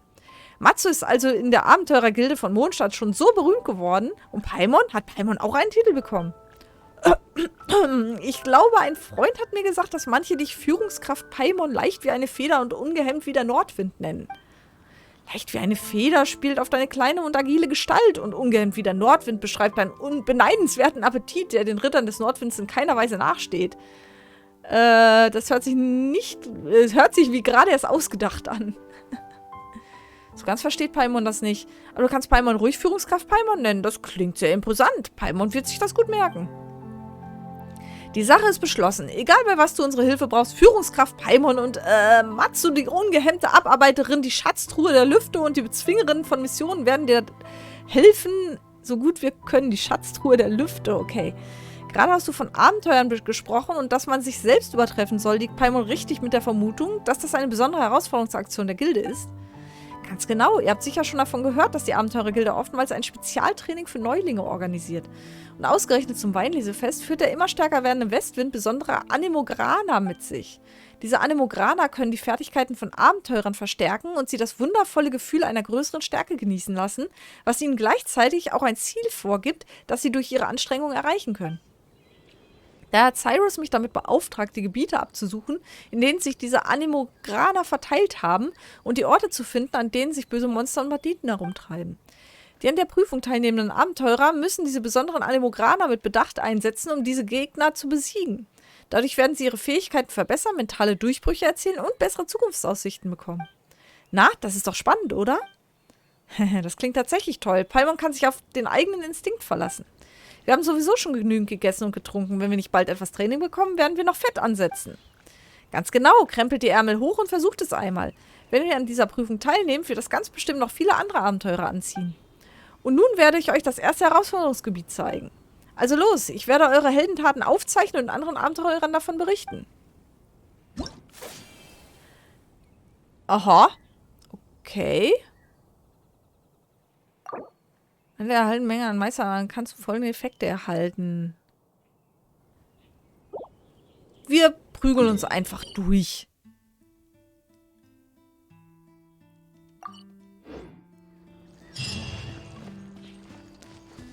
Durchprügeln. So viel habe ich kapiert.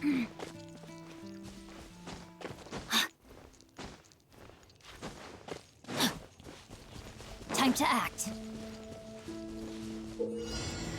Während der Generalprobe des Götterwinds kannst du die Boni der meisterhaften Anemograner nutzen, um mächtige Gegner zu besiegen. Du kannst bis zu 3 meisterhaften Anemograner erhalten. Die Boni, die du von ihnen erhältst, unterscheiden sich je nach der Anzahl der erhaltenen meisterhaften Anemograner. Diese meisterhaften Anemograner sorgen auch für unterschiedliche Boni in den 3 verschiedenen Herausforderungsgebieten. Ein Bonus, der in einem Gebiet wirksam ist, wirkt nicht in den anderen Gebieten. In jedem Herausforderungsgebiet gibt es 5 feindliche Lager. Zwischen den Lagern bestehen Windfelder, die es dir ermöglichen, schnell von einem Lager zu dem nächsten zu gelangen. Im letzten Lager jeder Herausforderungsstufe befinden sich starke Gegner mit unterschiedlichen Eigenschaften. Bekämpfe sie sorgfältig, indem du dir die Wirkung von meisterhaften Anemograner zunutze machst. Okay. Time to act. Guten Tag. No, my sword! Oz, reveal thyself! Let me lead you. From whence you came, swift and merciful. I summon thee! Shadow Raven, let night fall!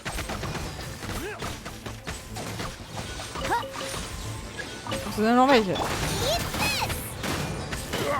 Nice and spicy! Submit for judgment. Rain outlines your fate. No, my sword. Du kannst nicht davon... Nee. One with my blade. Okay.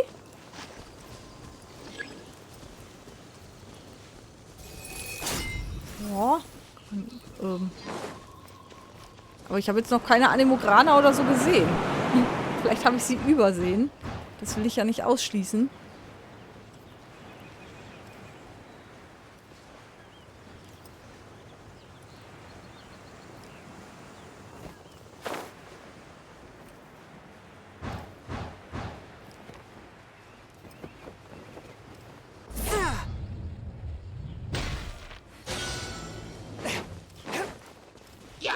A touch of frost. Rain outlines your fate. Witness the power. From whence you came. Wings of darkness, come, sever night from day.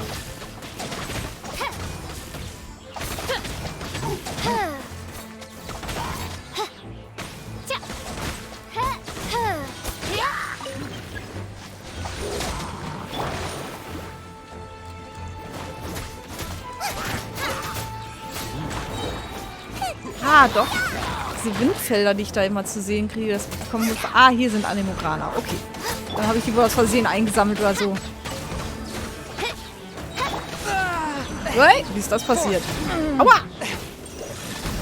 Submit for judgment.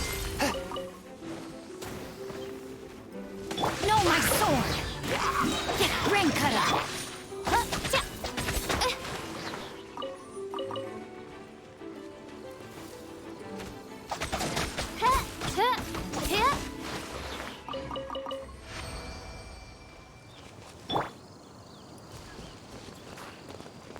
Alles gut eingesammelt? Scheint so. Ist ja schon mal schön, dass man zumindest Loot kriegt. Ist ja auch keine Selbstverständlichkeit.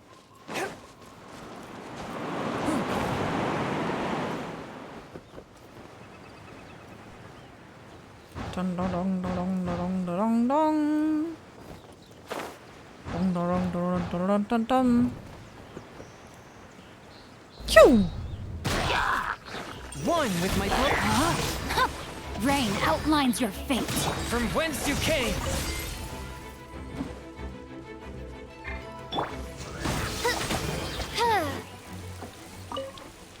That's it?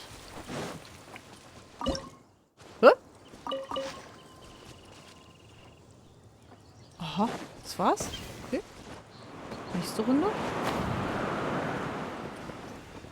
Aber dann... Das geht doch... Wir müssen noch hier rüber, oder nicht?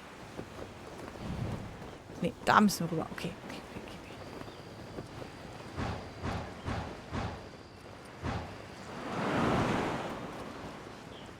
Mist.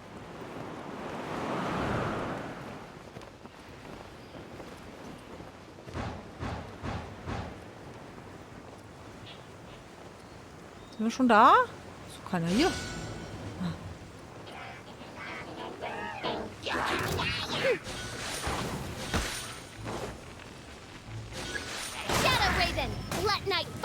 Let me weave you a burst.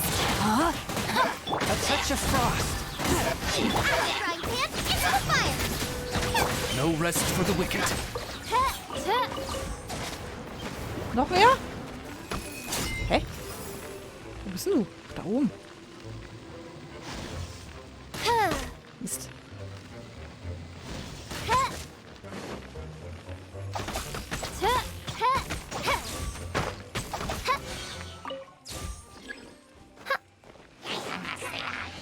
Submit for judgment. Forth my blade. I cannot underestimate my enemy. Nee, solltest du nicht. Moment. Das ist ja... Aua! Aua!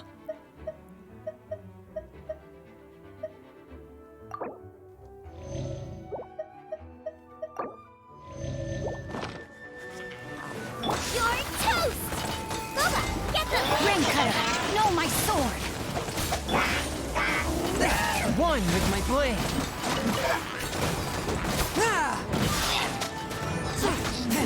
By royal decree.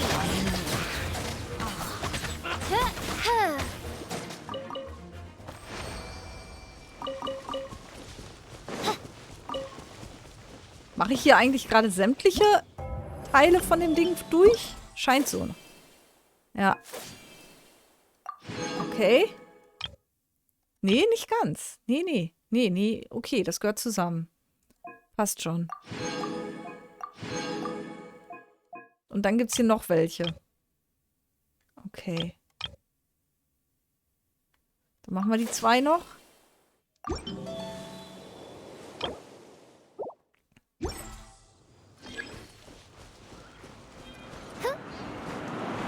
Na.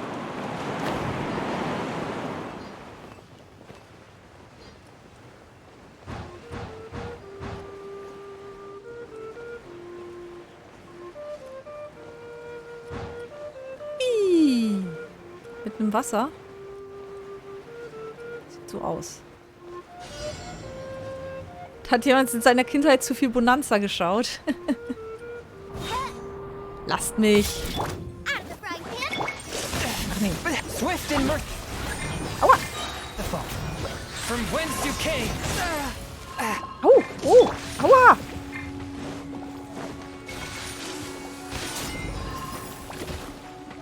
Nice and spicy. Midnight Phantasmagoria.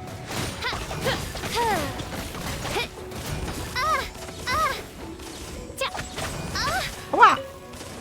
I summon thee.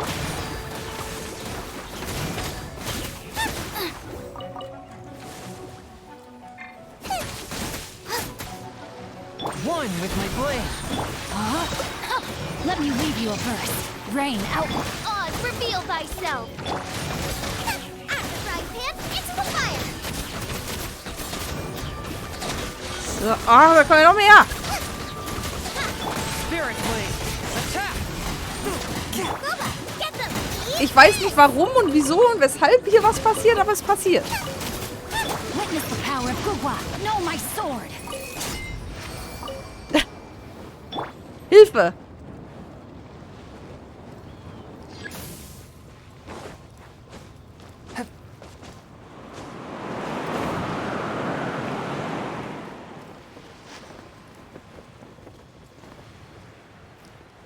So, einen noch.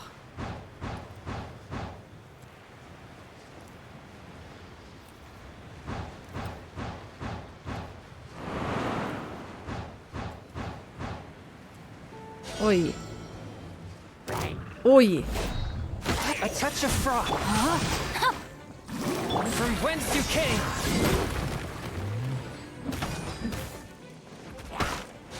Tudum, tudum, tudum. Wings of darkness! Come, sever... Out of the frying pan, into the fire! Aua. Forth, my blade. Ring cutter! Submit for judgment. By royal decree! Nice and spicy! You're toast! Swift and merciful.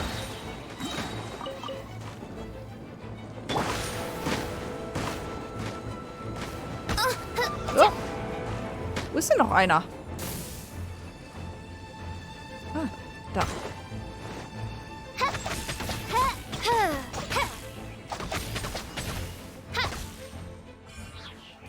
War's das? Das war's. Okay.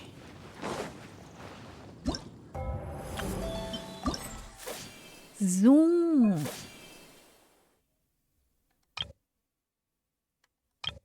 Hä?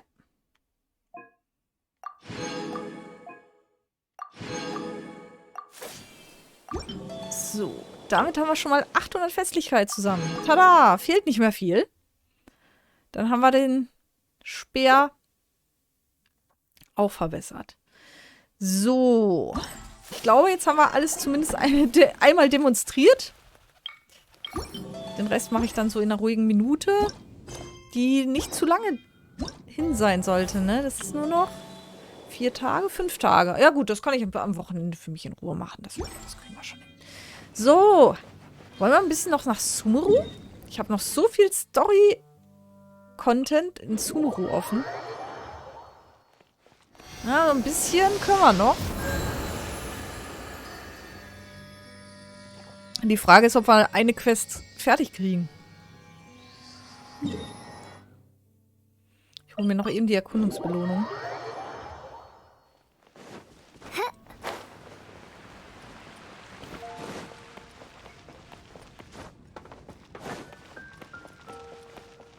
Ad Astra.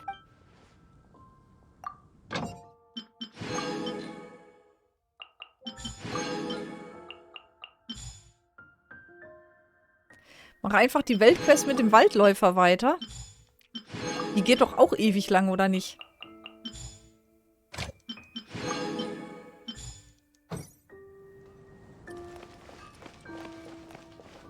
Wir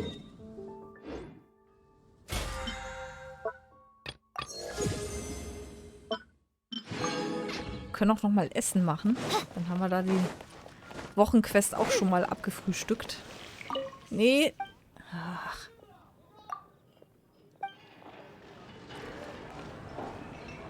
Damit du wenigstens den Dendroculus-Baum freischalten kannst. Ah, gut, das ist ein... Nee, Dendroculus kommt, kriegt er ja nicht. Der kriegt die Münzen, oder nicht? Ah, so.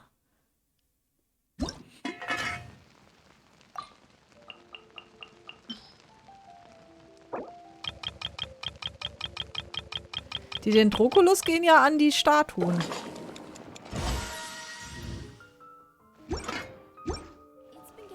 Wie hießen sie denn? Mann, gleich habe ich's. Hier, da, die Münzen. Die Dendrosiegel. Die meinst du, ne? Hm. Stimmt. Den kriege ich erst freigeschaltet mit dem Waldläufer. Oh Mann. Aber da muss ich so viel vorlesen. Ich bin doch heute so heiser. Der ist, glaube ich, nicht vertont.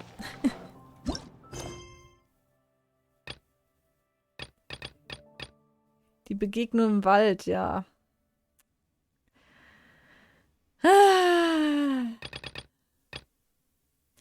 Nee, ich würde wirklich jetzt hier die Vertonte weitermachen, weil meine Stimme ist echt noch ein bisschen angekratzt. Und ich glaube, ich habe für heute schon genug vorgelesen. Ich fürchte nur, die wird wieder so lange gehen, ne?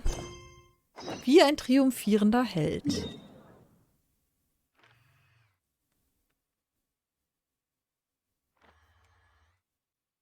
Ist nicht jetzt sogar mehr, genau, noch mehr Gebiet freigeschaltet worden? Ach du meine Güte. Ich komme nicht mehr hinterher. Ah. Das hier habe ich auch noch nicht freigeschaltet. Kann ich hier irgendwo daneben hin teleportieren? Ich kann nur grundsätzlich nach Sumeru teleportieren. Ah.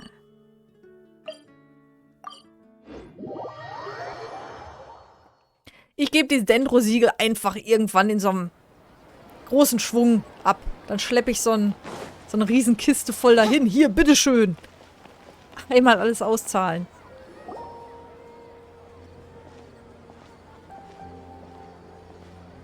Ad Astra Avisask. We meet again, you two. Hi, Catherine. Do you have any commissions for us today? Commissions, huh? Let me think. Oh, how about this? Please attend the Academia's Academic Symposium this afternoon and recite a love poem on stage. Was? Wait, what now? Die neuen Waffen und auch Features werden nur über diese Weltquest freigeschaltet. Oh Mann, ey. And if possible, please also use your camera to capture the reaction of the audience upon finishing the poem. Ich glaube, ich mache doch die Weltquest. Huh? What kind of commission is that? Selbst in Gedanken ist mir das peinlich. I see. It appears that you're not interested in this commission. Veräppelst mich doch. In that case, please go to Port Armos and convince the Eremites there to spend some time volunteering at the local orphanage. Ja, das können wir machen. Hey, that's not any better. Wir handeln uns eine Tracht Prügel ein. I'm sure the mercenaries will have some interesting reactions as well. Ja, gut, ich verteile Prügel. Kein Problem. Paimon's gotta ask. Just who exactly has been submitting these commissions to the Adventurers Guild? Oh, the commissioner? Well, actually, I just wanted to see the two of you in action. Du bist doch Naida, oder? Was it so obvious? I was hoping you would actually take one of those commissions. That kind of chance to observe humans doesn't come by often. Ah, so it's Nahida. Paimon just knew Catherine wouldn't crack those kinds of jokes. When did you get into her head? From when she said, Ad Astra Abisask? So it's been you this whole time? Are you done resting up, Nahida? Yes. I've been sleeping ever since we parted ways. And I even had a really, really long dream. Heißt das, dass Akasha die Träume der Götter nicht wegnehmen kann? It was another dream about the Sub-Zerus festival, except it was a happy one. In my dream, I was sitting in the middle of a flower terrace, and everyone in Sumeru City was holding hands as they danced in circles around me. I also got to sit on a gigantic flower carriage. Ferris, the Knight of Flowers, raised me really, really high above the ground, and I was throwing an endless amount of Yalda candies at the children. Oh. You know, Nahida, maybe your dream is how the Sub-Zerus festival really should be. It's meant to be a joyous time where everyone gets together to celebrate your birthday. Ja. Huh? Wasn't I describing a really happy dream? Why are you both looking at me like that? Wait, could this be an example of the emotion known as pity? Nein. No, we aren't pitying you. That would only make everything worse. We just don't want you to feel too sad. By the way, have you had a chance to visit Dunyarzad? How's she doing? The Homianis haven't allowed any visitors after the festival, so we haven't been able to check on her. Yes, I paid her a visit right after I woke up. She was resting at the time. Her condition is stabilized. However, since Elazar is a manifestation of the withering on the human body, we can only cure it by finding a way to take care of Irminsul's own withering. But for the moment, our top focus should still be figuring out what the sages are up to and what they're planning. Right. Who knows what'll happen if they manage to pull off another scheme like the Samsara of the Sub-Zerus festival? So our first priority should be investigating and putting a stop to the sage's activities. As for how we should pull that off, let's discuss it somewhere else. There are too many adventurers around here. Oh, good point. Sorry, adventurers. We're gonna be borrowing Catherine for a little while. Ja, überhaupt nicht auffällig.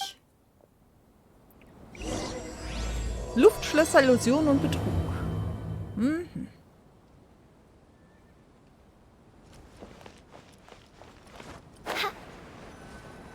Let's continue our chat here. Okay, so do you have any ideas on how we can investigate the sages, Nahida? Actually, I've already done a little bit of work on that. But for now, I want to hear your thoughts. Kannst du direkt den Körper der Schlüsselperson besetzen? I've already tried that. But all the key members of the Academia, even the core 30 guards, intentionally avoid wearing their Akasha terminals.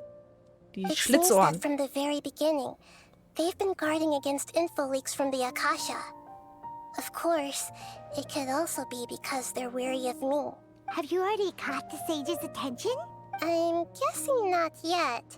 But distrusting me would make perfect sense if they've ever paid attention to the urban legends about me.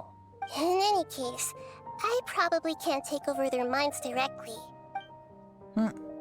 Wie wäre es, wenn du den Körper eines Studenten besetzt und dich in das Büro der Weisen einschleichst? No way, that's too risky. You mean it'd be too easy to get caught? No, it's not that. We shouldn't involve innocent students in this. A single mistake could completely ruin their lives. Ja. Doing that would be ignoring the safety of my people for my own selfish goals. How is that any different from what the sages are doing? That's a good point. Spoken like the god of Sumeru. Wie wäre es, wenn wir uns einen Weisen schnappen und ihn verhören? Oh ja, Prügel, Prügel. We're in the dark as of now.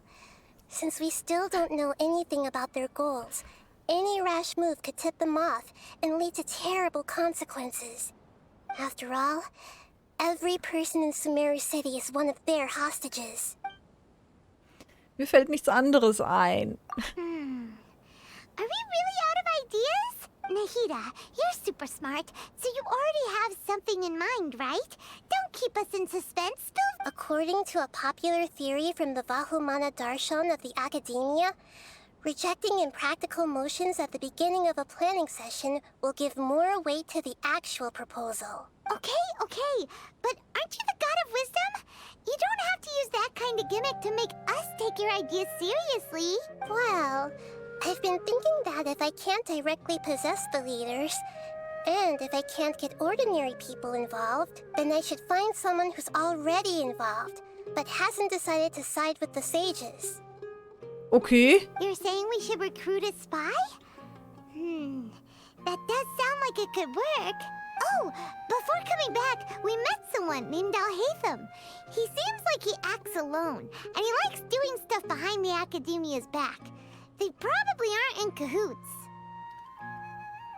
Boah, wer war denn das jetzt noch gleich? Actually, I already have someone in mind. Do you still remember that female scholar named Sataria? Ja, ich weiß die Namen von sämtlichen NPCs in diesem Spiel auswendig. Sataria. Paimon remembers now. Isn't she the one who's always trailing behind the Grand Sage of the Academia? Wenn das so ist. We ran into her basically every time the Sub-Zero's festival repeated itself. You could even say we're old enemies by now. Ach so. Okay. Lass mich... Ich glaube, war die nicht auch auf der Bühne, wo sich das immer wiederholt hat, dieser Streit? Paimon still Jetzt nicht remembers the sicher. smug and mean way she always spoke to Nilou. I've always liked observing all kinds of people, and Sataria has always stood out from the crowd. She was born in the desert, and was hailed as their greatest genius. Her academic gifts allowed her special admission into the Academia, and also gave her the opportunity to serve as the sage's assistant. Oh, Paimon didn't know she was from the desert. She must be pretty special then. Paimon feels like most of the desert dwellers around the city are working as mercenaries. The name Sataria means star. When she lived in the desert, she shone like the brightest star in the night sky. Later on, she was chosen by the sun. Soon after, the star witnessed the sun scorching the earth, which brought forth many disasters. The star began to waver. Instead of staying beside such a sun, wouldn't it be better to return and light up part of the night sky? But in the end, she couldn't give up the radiance of daytime. To cope with her shame, the star buried her guilt and closed her eyes. Das sind Setarias richtige Gedanken, nicht wahr? From the sound of it, Setaria's just hung up on the research opportunities here. But she doesn't really support the academia. She still feels guilty about not doing more for the desert, right? She's just running away from her problems. Indeed. When they are presented with complex moral issues, many people will simply plug their ears and go with the flow until the problem can't be fixed anymore.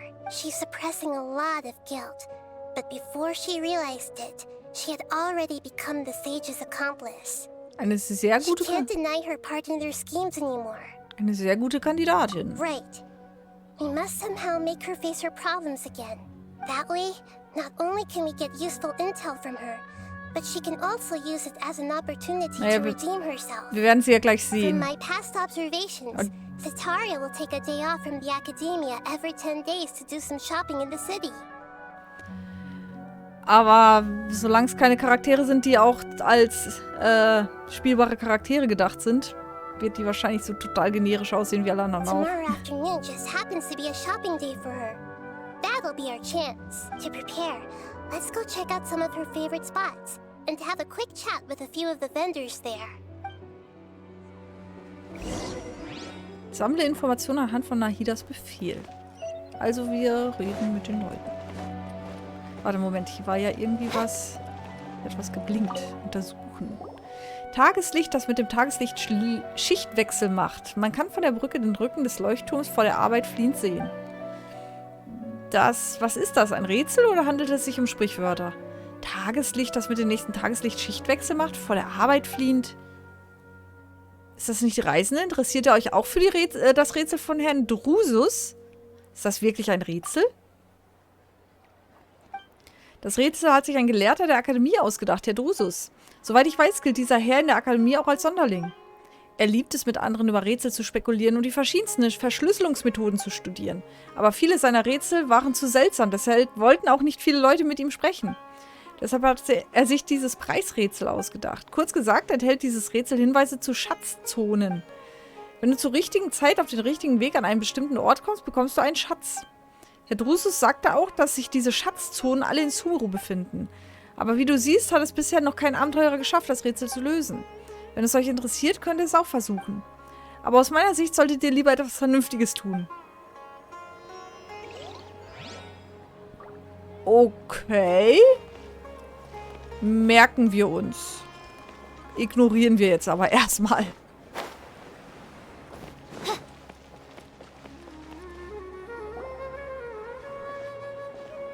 This should be Setaria's favorite fortune-telling spot. So should we ask the fortune teller about Setaria? No, I already have enough information on Setaria. The most important thing now is for you to pay attention to the vendor's talking style and key characteristics. Talking style and key characteristics? My poor lost lambs. Have you become troubled over your fates? The divine voice of wisdom often echoes between mine ears. If thou be blessed today by the gods, I may be able to show you the way. Huh? Really? Nahida, you've been whispering things to her? Shh! My friend here has some doubts regarding her future. Can we get a fortune reading for her? Of course, of course. In that case...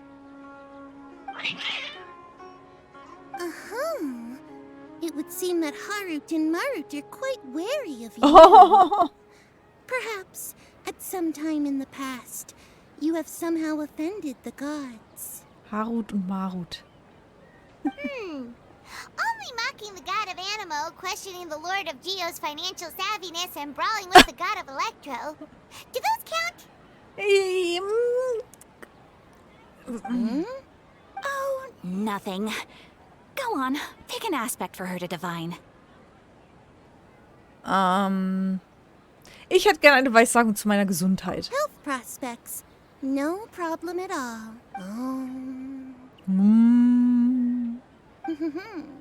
The gods have spoken. The truth shall be revealed. Ich höre es. Du bist erkältet. Your life shall continue on for many tens of thousands of years. Impossible. Harut, Marut, did you two spoil my divination? I've never read a fortune so absurd.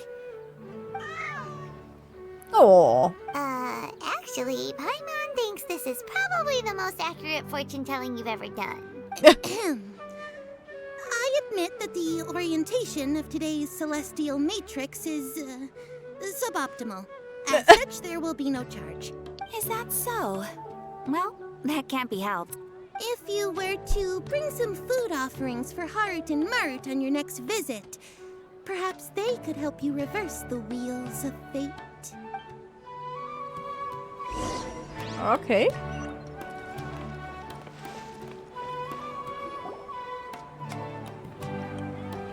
Is this another one of Sataria's favorite stalls? Yep. It belongs to a king. His father helped Sataria a lot when she first moved to Samari City, so she still comes by whenever she has time. When I start talking with him, listen carefully to the details of our conversation. Ah, dear customers. Would you like to look at some pottery? We caught wind of your great craftsmanship, so we specifically came to take a look. Oh, I recognize you. Aren't you Miss Catherine from the Adventurers Guild? Sounds like I'm in for some big business. Speaking of, where did you learn this trade? I suppose you could say it all started with my dad. He's a mason by trade, but I picked up an interest in clay while apprenticing for him. Zu Schlamm. Ich glaube, meint Lehm. After that, I began making pottery by myself in secret. And I simply changed trades when my works turned out well. Although it's a pity that I'm no longer making much use of the knowledge provided to me by the Akasha. That's nice. You're making a living doing something you love. So is your father still working as a mason? Oh no, not anymore. A few years back, Oh. he fell from a roof and broke his leg. Since he had already saved enough Mora over all these years, he's just enjoying the retired life in Port Ormos now. I see. We wish him peace and happiness in his retirement. I'll have someone in charge of logistics at the guild come by another day for some goods. We'll leave you to it. Take care now. No problem. Rest easy, all our goods are sure to meet So, your warum müssen wir jetzt die every Händler alle auswendig lernen?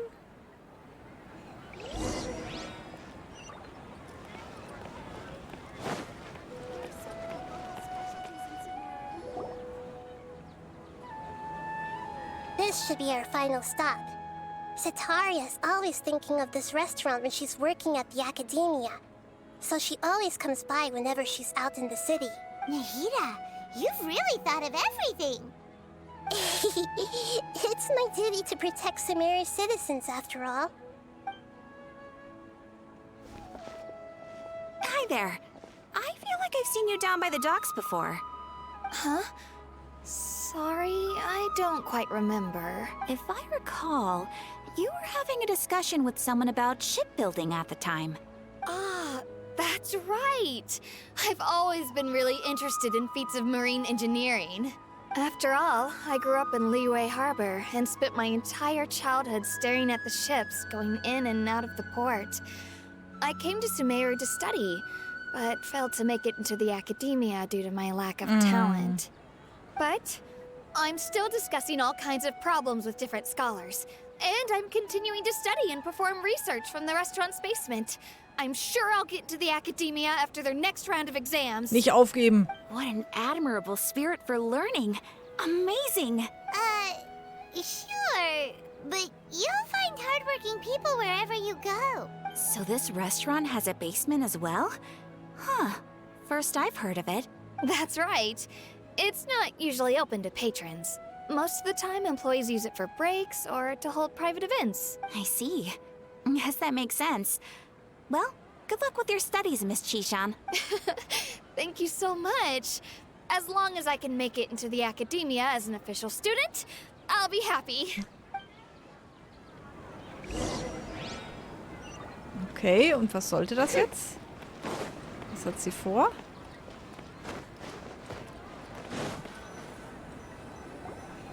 So, was that everybody? Mm-hmm. 3 familiar faces should be enough for Sataria. What's the point of all the information we've collected? Nahida, you still haven't told us how you're planning to make Sataria face her problems. Sataria is already used to avoiding her problems, so we must find a way to break through her usual sensibilities. I remember that you mentioned that the Aramites in Port Ormos are all making a fuss about the upcoming resurrection of the Scarlet King. Although it's all just a boatload of nonsense, the fate of her homeland may turn out to be Sataria's soft spot. Oh, Paimon gets it now! You want to take advantage of the guilt Sataria feels about her homeland. Ja, und was hat das mit den Händlern zu tun? Although she knows she should return home to help the people of the desert, all she's done is conspire with the sages. Wenn wir ihr im Namen des Königs Deschrit Anforderungen stellen... So, how do we set that up? Well, the Scarlet King is long gone, and Sataria is also too smart to fall for any simple tricks. If we simply engaged her under the guise of the Scarlet King's believers, she would definitely be wary of us. But if we were to borrow some of her close acquaintances to talk with her, her reaction would probably be very different. Ausleihen. So, you mean you're going to possess those people we just talked to? Yep. Possess them through the Akasha. Imply that they've already converted to the faith of the Scarlet King. And then convey our made-up will of the Scarlet King. Okay, und warum sollten wir uns jetzt merken, wie die so drauf sind? Das muss sie ja nun machen. Oder können wir jetzt auch... Oder bringt die uns jetzt auch da in die fremden Körper? Going to use all the info we collected on these people. It's so that you won't slip up and break form. Possessing them will only work if you can manage to pass off as them. Exactly. So, best of luck with impersonating them. What? Huh? Best of luck? But we don't know how to possess anyone. That's no problem at all. I'll just share all their senses with you once I've possessed them.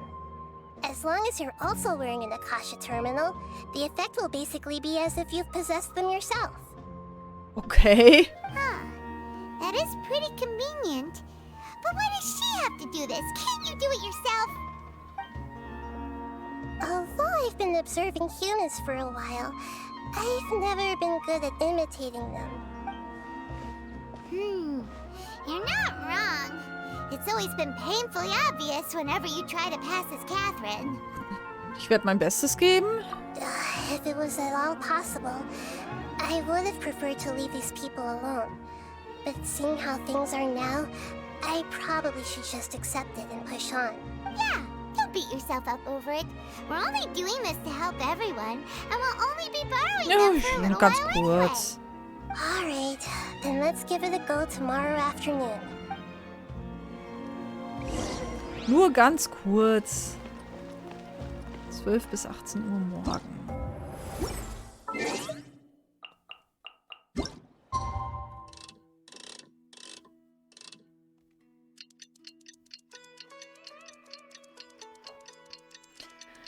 Na, das kann ja nur schief gehen.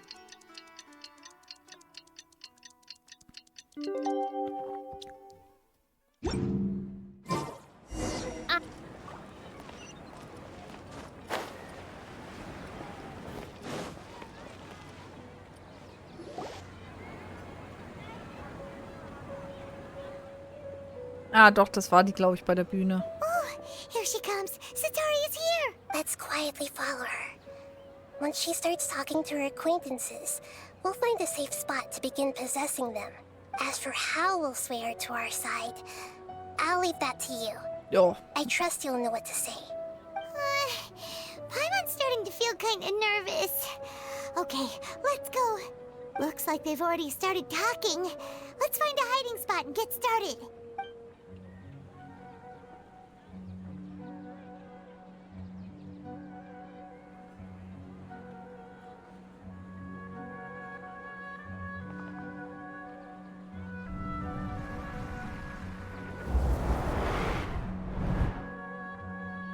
Oh je, das sieht doch nicht gesund aus. That's right. You really can't force anything when it comes to love. And besides, everyone around me has a very different background and outlook. Are you still listening to me, Nabia? Oh, of course I'm listening. You were talking about troubles with your love life, right? I heard everything you said. Okay then. You just seemed a little distracted for a moment there. Strange. Your cats seem pretty worked up. Is something wrong? I always thought they were quiet, happy kitties. Oh, what are their names again? Harut und Marut. Ah, that's right. They are just little darlings, aren't they? Harut and Marut. So, which fortune do you want me to read for you today? You must have come for another echo of the divine voice of wisdom. I'd like to get another reading on my love prospects, but to be perfectly honest with you, I feel like I've been a real mess recently. A mess? Well, could you do a reading on how long it'll take me to finish my current project at work? I really just want to get it over with. Bei uns im Hintergrund. I hear you. No problem at all. The gods will reveal the truth.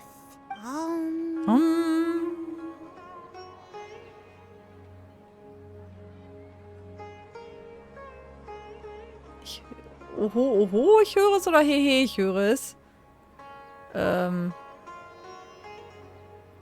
Hehe, ich höre es. The gods are asking, Sataria, why haven't you gone home?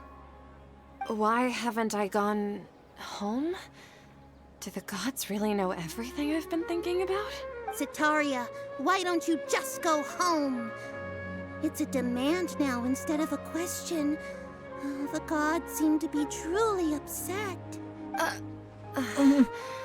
I'm sorry. I know I failed the gods. Please pass on my most sincere apologies and ask for their divine forgiveness. And if I may ask, Nabia, is there a specific god who's speaking to you right now?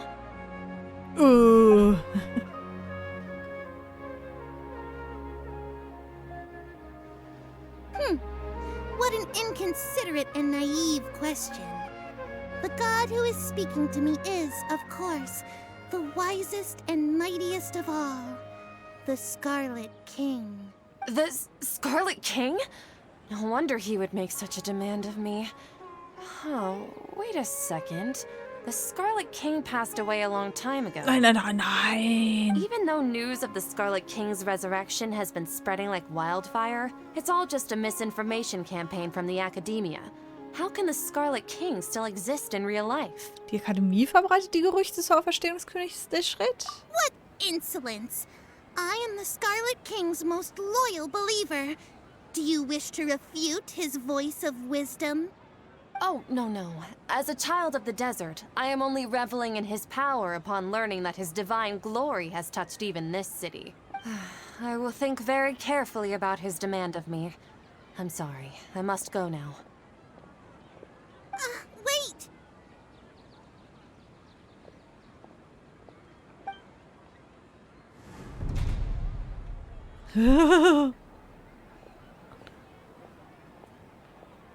Fast aufgeflogen hier. Whoa! She just ran off in a hurry. She looked pretty upset, too. Well done. Sataria didn't seem to suspect anything amiss. To have something she's been trying desperately to avoid show up out of nowhere and berate her, that must have shaken her to the core. Aw, Nahida, it seems like you understand human emotions really well after all. All I know are some abstract Harava-taught theories. In any case, my time with you has shown a lot of them to be utterly useless. I'm still trying to make sense of everything. Anyway, enough of that. Let's hurry and catch up to Sataria. She's out of Keem's now. Right on cue. Let's get ready to possess him right away. Schafft. Teile die Sinnesorgane, nachdem Nahida durch Akasha den Körper anderer besetzt. So. Wie sieht es eigentlich inzwischen aus hier? Ob wir es heute noch hinkriegen?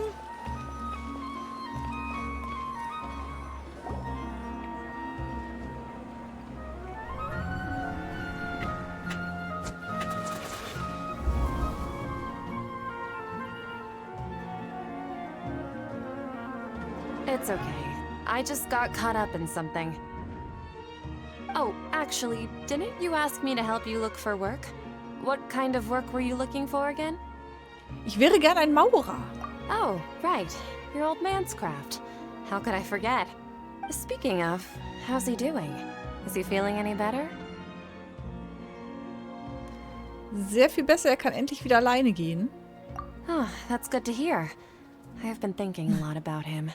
If I could get some more time off, I'd love to pay him a visit. Actually, while we're talking about him, is he still living in Port Ormos? Yeah, he's been retired there for a while. If you could find the time, please write him a letter.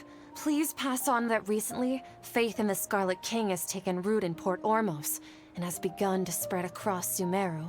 He has a quick temper and has always been a devout follower of the Dendro Archon. I don't want him to get into a fight with those Scarlet King believers because of a difference in beliefs. Oh? So, who are you siding with in all of this?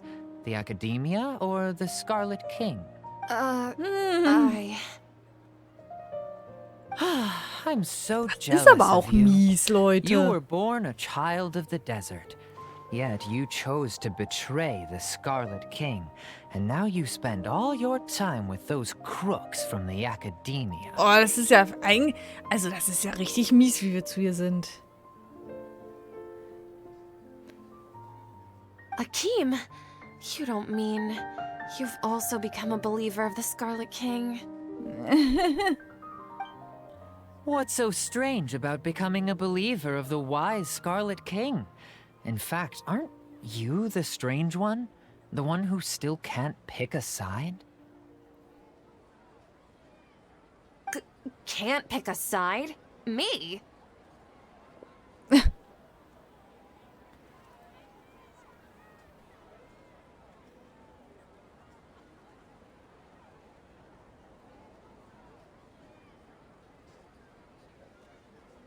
Whoa!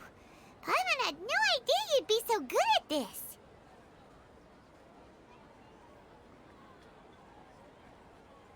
Die Geschichte vereinnahmt mich ganz schön. You really zeroed in on the issue and put it right in front of her. It might feel a bit overwhelming for Sataria.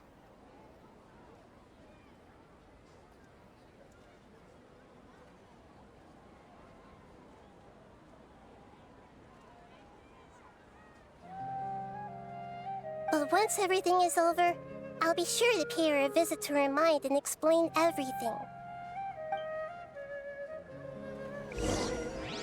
Das ist voll Psychoterror eigentlich, oder? Come on! Sataria's already started.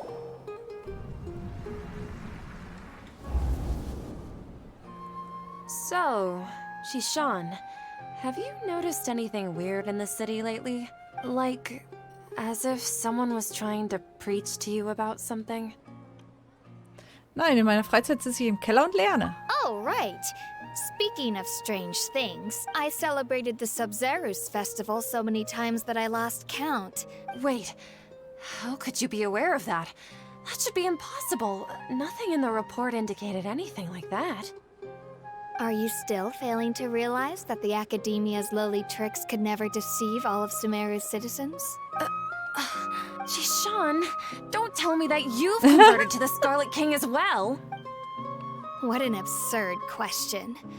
You make it sound like I should be ashamed for becoming a believer of the Scarlet King. In reality, shouldn't you be the one who is ashamed?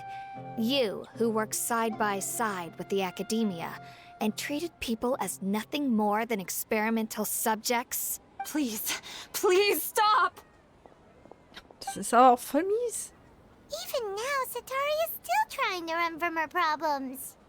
Habe ich hier zu viel Angst eingejagt? She can no longer justify everything to herself. Hey, she's trying to talk to the guards. What should we do? This is the most important part of all. Quick, get ready. Was? Von dem wissen wir noch gar nichts. Mercenary, you're a member of the Corps of 30, correct? Please help me pass a message to the Matra right away. The situation in the city is getting out of control. Please, try to remain calm, miss. Tell me what's happening in the city. Heretics are infiltrating the city, and they've already converted many residents to their side. Heretics? What kind of heresy are you talking about? The Scarlet King! Many people I know have suddenly started believing in him, but he's long dead. It's impossible. Miss Sataria, nothing is impossible. You know my name? The Scarlet King is immortal, and all who defy him will one day pay the price. You must face the truth, Sataria. You tread a treacherous path, and the longer you ignore it, the tighter the Academia's grasp on you will become, and the deeper you will be ensnared. Child of the Scarlet King, never forget that the desert that belongs to you lies elsewhere. What's so strange about becoming a believer of the wise Scarlet King? In fact, aren't you the strange one? The one who still can't pick a side? Das ist echt Terror. What an absurd question. You make it sound like I should be ashamed for becoming a believer of the Scarlet King. Sataria, why haven't you gone home?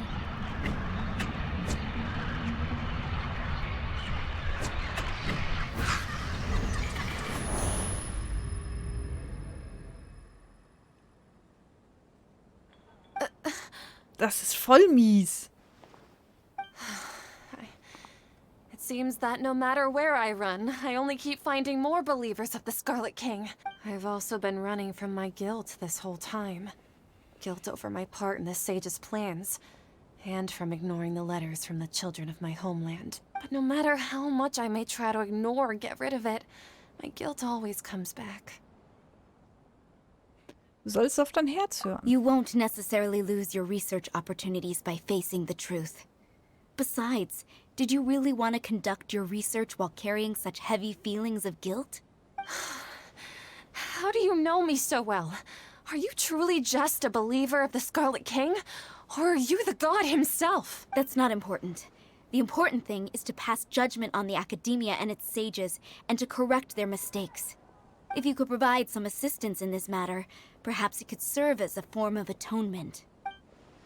I've actually never believed in the gods, but I've always believed in serendipity. Your appearance must be a fated opportunity for me to get out of this wretched situation. Please tell me, what can I do for you? Sehr schön, endlich haben wir sie überredet. How much do you know about the sages' Ey, das war doch jetzt irgendwie schon Gehirnwäsche, oder? Ich fühle mich jetzt gerade nicht, als wäre ich auf Seite der Guten. I was just one of the designers for the massed dream harvest scheme, which is what happened around the Sub-Zero's festival. But I know very little about the full scope of the overall project. I'd assume that only staff with the highest clearance would have access to those confidential documents. I've just been working to meet the Grand Sage's specified requirements. However, there's something that's been really bothering me. I heard that a scholar who was previously expelled has returned to the city. And even the sages are still quite wary of him. Ein Verbannter, vor dem sich sogar die Weisen fürchten. To fight against the Academia, we will need to figure out the nature and the purpose of their work. Is there a way for us to get access to the confidential documents you mentioned?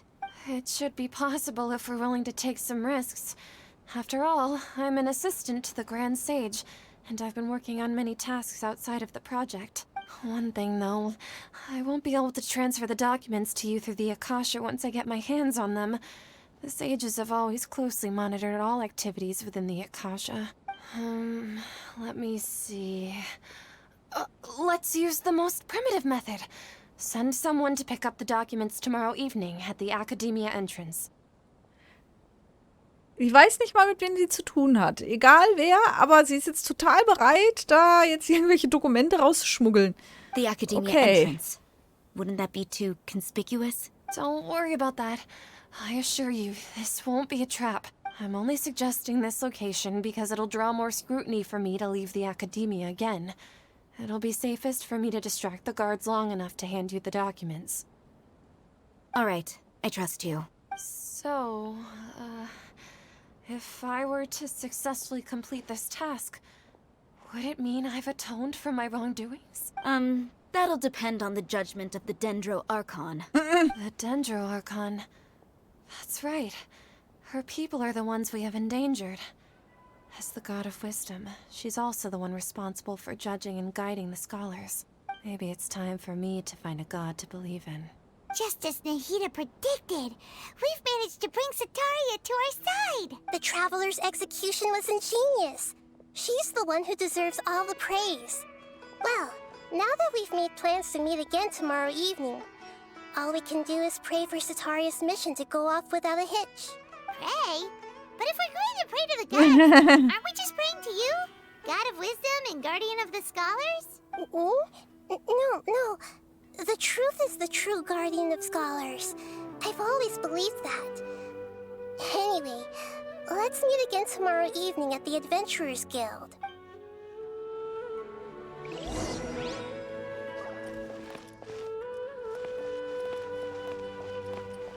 Ich bin immer noch skeptisch, ob das nett war. Nee, nett war es garantiert nicht.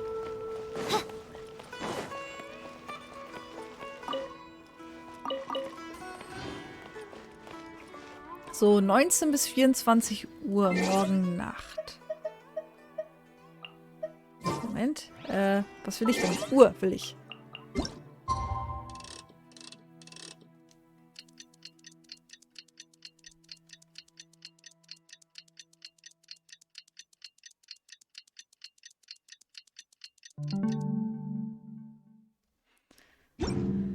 So.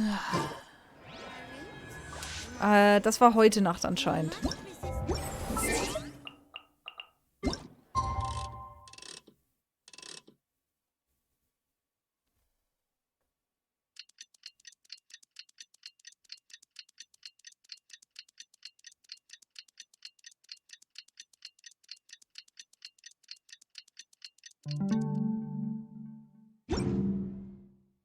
Jetzt aber. Okay. Triff dich mit Nahida. Müssen nur da bleiben. Okay. Catherine, we're here! Oh, you are the other Catherine, right? That's right. I suppose I'm the other Catherine in your mind. Dann rufe ich dich gleich bei deinem Namen, Nahida. Shh! We're on a secret mission tonight, so we need to protect Catherine's identity. Yep, Paimon's right. We cannot fully rule out the chance that the meetup tonight is just a trap. If something were to happen, my existence may be the only trump card we'll be able to play. After all, the academia should still be unable to confirm the existence of my consciousness in the outside world.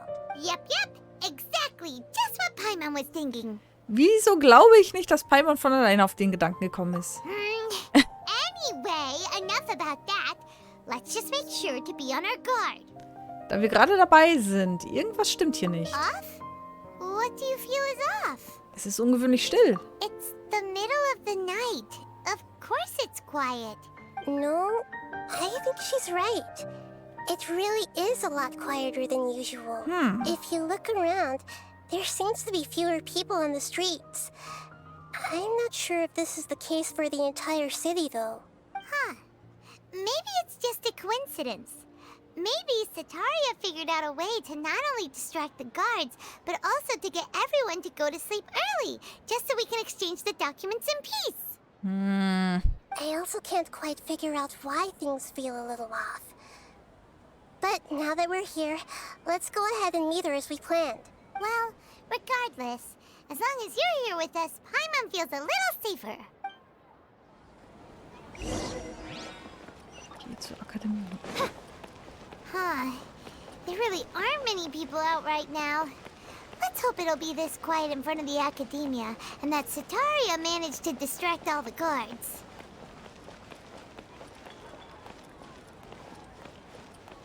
Dann bin ich mal gespannt. Wahrscheinlich ist es doch eine Falle.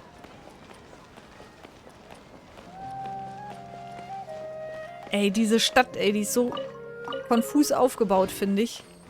Man sieht halt auch auf der Map nicht wirklich, wo man lang kann. Oh, da sind mehrere, oder?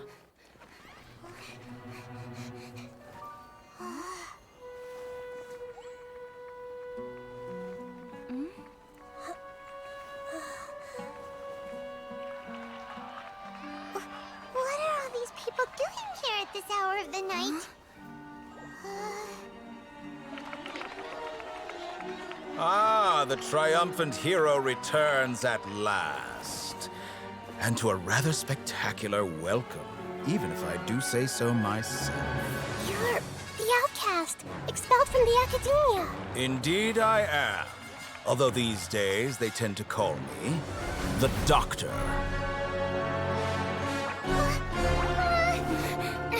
If you're looking for your researcher friend, she has already been taken into confinement. With some basic caution, she could have discovered the listening device on her person. Clearly, she lacks the degree of rigor expected of a true scholar.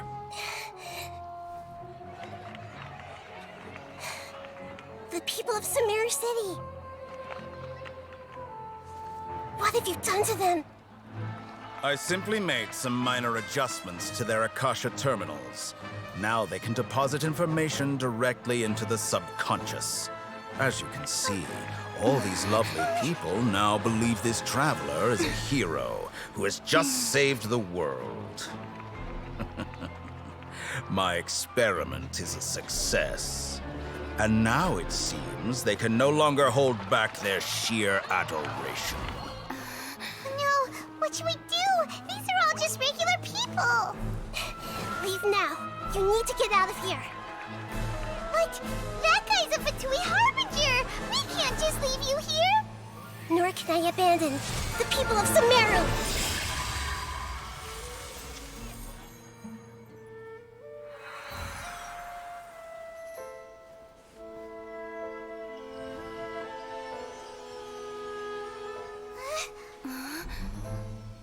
Don't worry.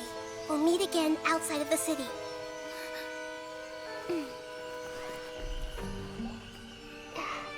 I see. You appear to have overridden their mental faculties with your own consciousness. To possess such a powerful mind, you must be the god of wisdom.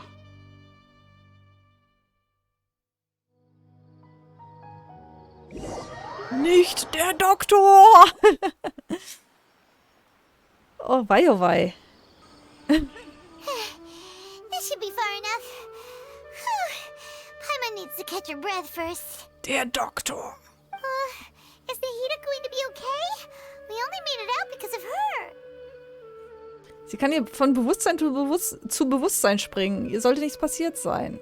Ich bin mir sicher, unser Feind ist schrecklich. Ihr sollte nichts passiert sein. Paimon wasn't counting on running into a new Harbinger here, let alone such a high-ranking one. That guy was number 2. So scary. He called himself the Doctor. Remember, Tainari told us about him. Sataria did say that someone who once got expelled from the Academia came back recently. Ein Genshin-Kinofilm könnte schon spannend und interessant sein. Vor allem könnte der sehr lang sein. Ich glaube, allein die Zwischensequenzen, die ich bisher gesehen habe, sind schon länger als Filmlänge. Das wäre schon ziemlich lang. Das müsste eine Serie werden. And that even the sages are wary of him. Yep. Sounds like she must have been talking about the Doctor. Wir haben das Ausmaß der ganzen Sache unterschätzt. Yeah. Now that the Doctor's in the picture, we're no longer just dealing with the Academia. They're in cahoots with the Fatui. But what are the Fatui after this time? Another Gnosis? Wir müssen zuerst Nahida wiederfinden. Yeah. Things would be a lot easier with Nahida's help. Nahida said we'll meet again outside of the city. But we can't just keep waiting around, right? Führen wir die Untersuchung weiter. You mean... Tignari. Oh, right! Wasn't he invited by the sages to work on some project when we were staying with him in the Vidia forest? That has to be the same project. Das könnte sein. Even though he turned it down at the time, he might still know something. There's no time to lose. Let's go to Gandharvaville.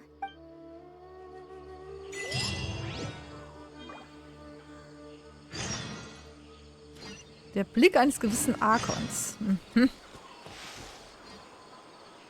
Abenteuer muss man mutig sein. Sprich mit Catherine. Was?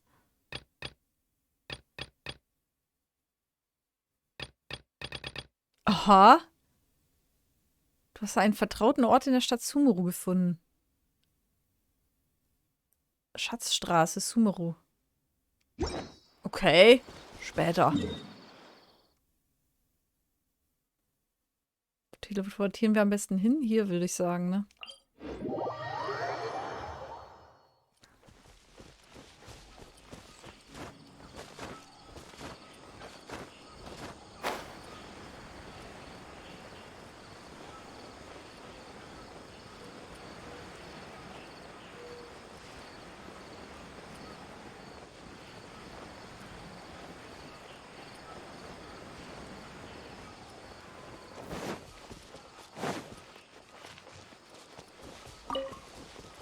Eine Truhe. Ich will die Truhe. Wo seid ihr denn? Da seid ihr. Kleinen Scheißerchen.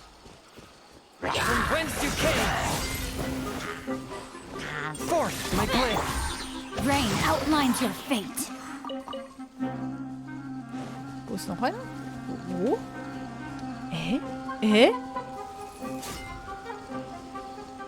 Ach Gott, da ganz hinten. No, my sword. A touch of frost.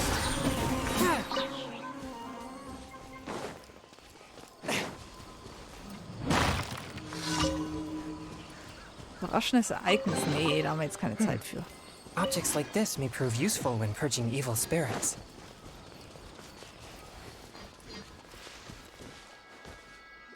Hold it right there. A blonde-haired traveler and a floating fairy. We've got you all right. Take a look around.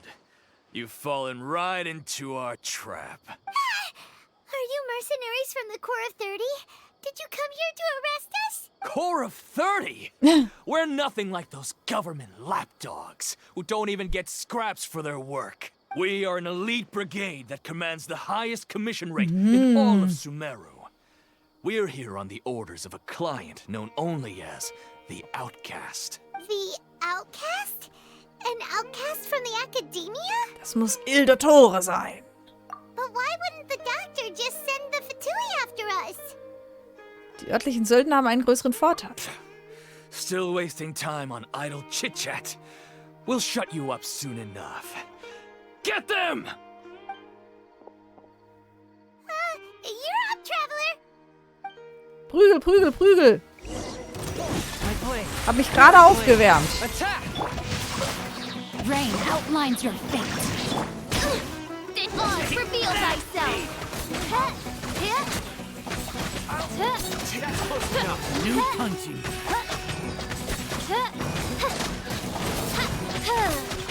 From whence you came. A touch of frost.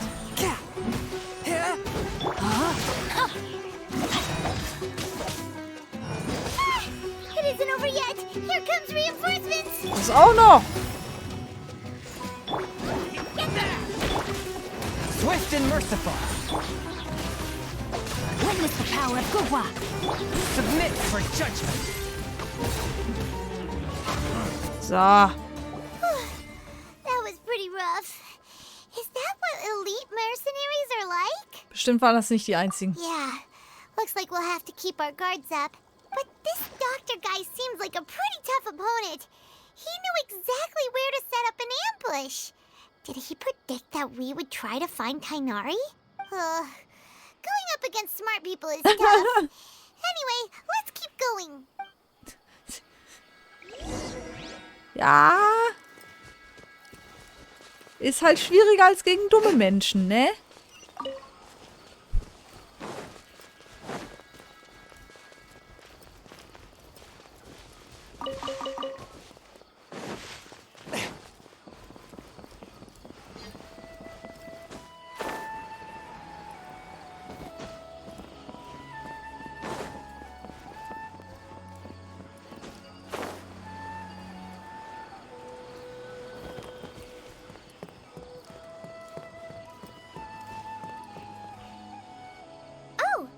Traveler and Paimon, what are you two doing back here? Kale! It's nice to see you again! Are you doing alright? To be honest, I'm not doing too well. My Elazar has been progressing at a faster rate lately. I'm finding it harder to complete more intricate tasks. As a result, Master Tighnari is taking me off the patrol schedule. He will only allow me to stay here and coordinate other people's tasks. Oh, Kale. Wir müssen Imizul heilen dann. Speaking of Tighnari, did he go off on patrol? We're here to talk to him. Oh, Master Tighnari? You just left the Avidia Forest a little while ago. He left? But isn't Tighnari always saying that he never wants to leave the Avidia Forest? I thought it was weird too. Master Tighnari always prioritizes his work as a forest watcher above everything.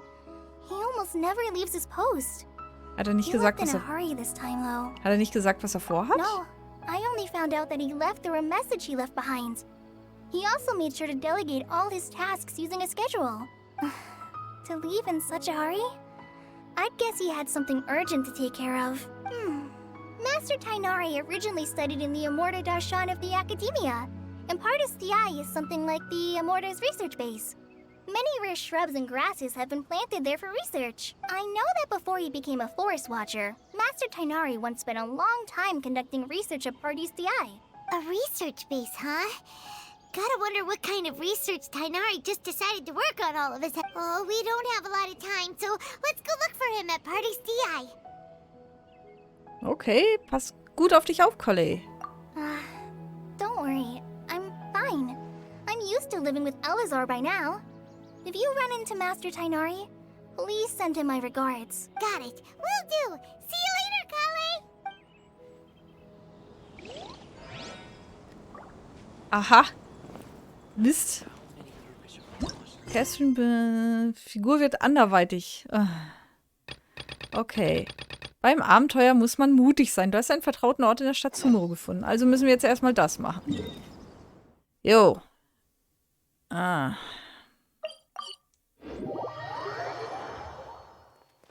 Zumindest müssen wir Catherine da rauslösen.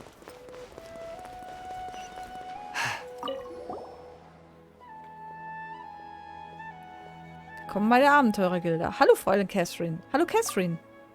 Hallo, ihr zwei. Ihr zwei scheint heute hier in guter Verfassung zu sein. Seid ihr hier, um eine Mission anzunehmen, oder habt ihr etwas anderes zu erledigen? Warum starrt ihr mich so an? Gibt es etwas, das ihr mich fragen wollt? Wir würden nur gern einige Missionen übernehmen. Ach so, du siehst aus, als hättest du eine Menge Abenteuer erlebt, nicht wahr? Könnte man so sagen. Dann weißt du sicher, wie die Abenteurergilde funktioniert. Also werde ich deine Zeit nicht damit verschwenden, es dir zu erklären. Wenn du Fragen zur Vorgehensweise der Gilde hast, stelle sie mir gerne. Ach stimmt, ich glaube, ich habe noch nie mit der Catherine hier gesprochen im normalen Modus. Also ohne, dass eine Hauptquest daran hing. Bitte hilf mit, die Aufträge in Sumeru abzuschließen. Eine fähige Abenteurerin wie du kann den Menschen eine große Hilfe sein. Mögest du dein Abenteuer fortführen, ad Astara bis Soske, zu den Sternen und Abgründen. Aha. Das war jetzt... Mehr war das nicht? Okay. Na dann.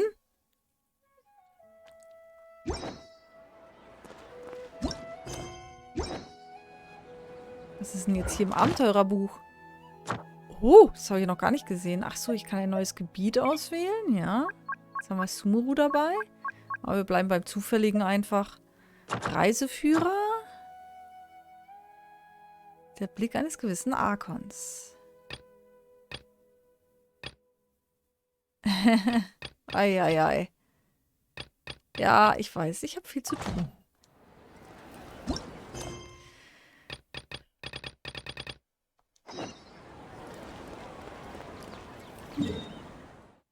Jetzt müssen wir wieder... Aha, hier waren wir noch gar nicht. Ja, dann? Von wo gehen wir denn da hin? Ich will nämlich das hier gleich mit freischalten. Dann würde ich sagen, von hier aus, oder?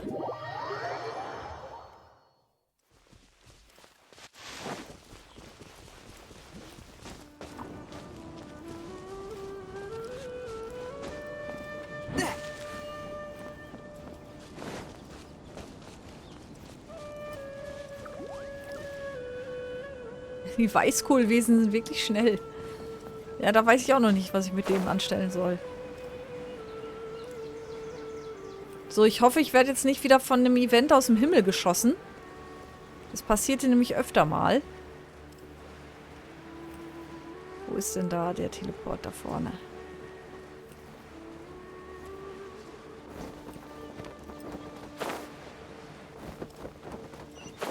So.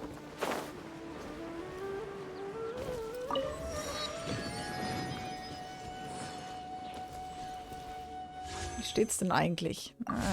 Nicht so. Aussichtspunkt. Eintrag zu Garten der Nachdenkenden ins Handbuch hinzufügen. Garten der Nachdenkenden. Wait! Look who it is! Nahida!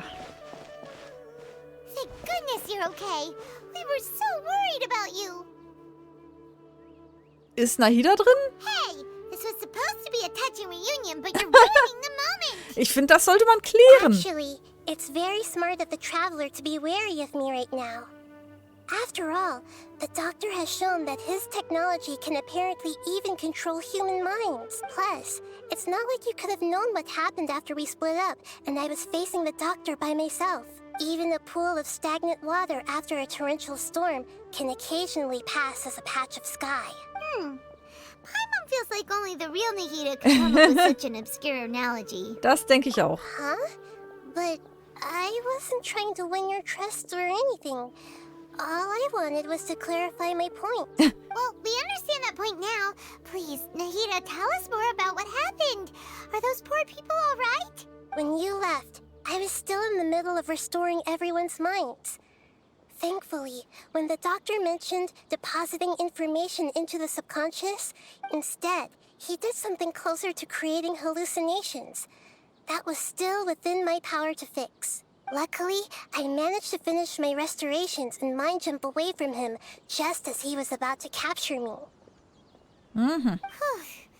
What a relief. The doctor sure pulled out some hidden cards, but good thing we had Nahida with us.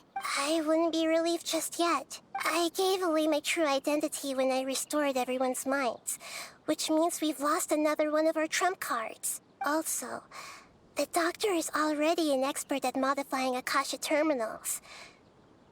Maybe it's only a matter of time until he captures my consciousness inside the Akasha. Would that mean you'd no longer be able to jump between minds? Then how do we stop him? He's still at the academia, so it's possible he already started messing with the Akasha.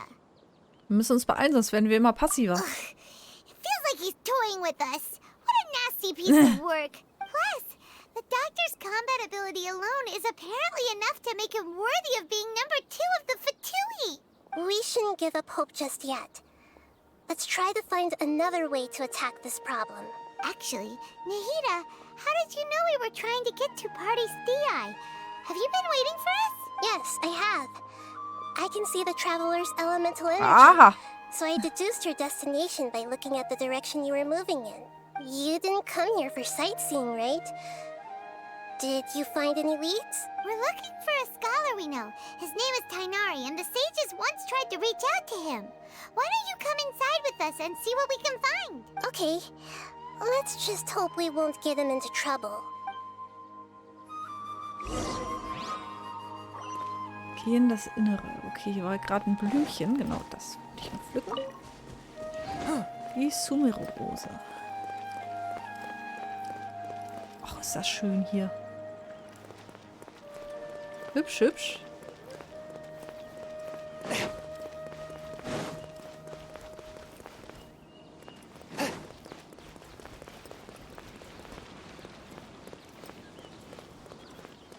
Ist aber nicht Tainari.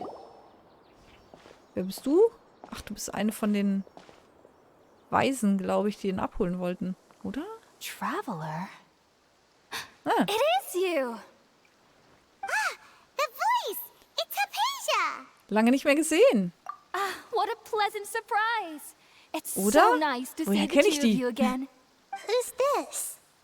She's a scholar we met in the Avidia Forest. Ach, die, ja, Saw stimmt. each other. She was still training in the, what's it called? Die, genau. Satyavada life? Oh, I see. That's right, we're old friends. You've come at just the right time. Ever since I've come here, hardly anyone has even talked to me. Hypatia, you're way too excited about this. Actually, for you to leave the Avidia Forest means... You're not in training anymore? Wait, no. Did you already finish your training and reach Pariporna life?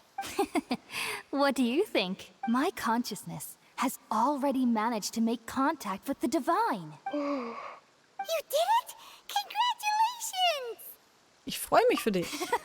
It's so exhilarating to share this sublime joy with others at long last. When my consciousness made contact with the gods. What a supreme and unparalleled experience that was. That sounds incredible! Wir sind gekommen, um Taignari zu suchen. Oh, all right. Actually, please wait. I haven't forgotten my promise to you. Remember? I promised to help you understand what you saw from Irminsul once I gained deeper insights. My current self has not only gained true insight, but I can even help you establish a direct connection to the consciousness of the divine. You can do that? Was hältst du davon, Nahida? I've never heard of anything like that, but if you want to give it a try, I'll do my best to protect your consciousness during the process. Hold on. I brought some spirit borneo with me. This is still a crucial part of the ceremony. We're using that incense again? All right now. Hold my hand. I'll help you establish a pathway to connect your consciousness. Ich bin irgendwie misstrauisch gerade. Okay. Ready? Das ist doch wieder eine Falle.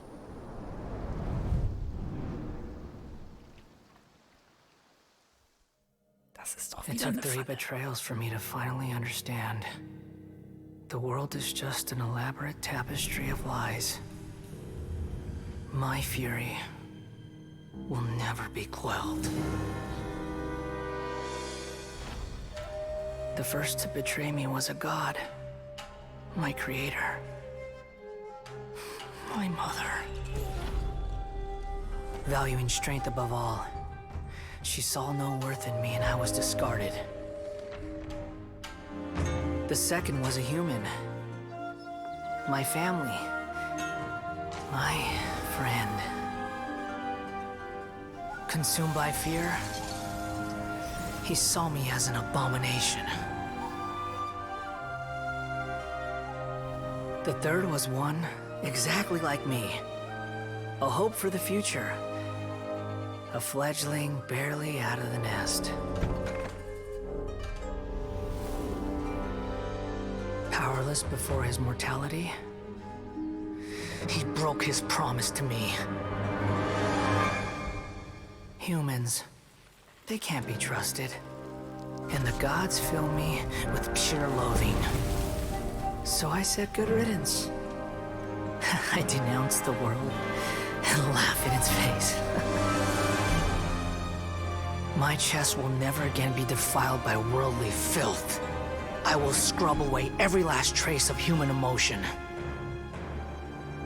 Then it will be empty, a blank slate, and ready to receive a supreme gnosis, brimming with pure divinity.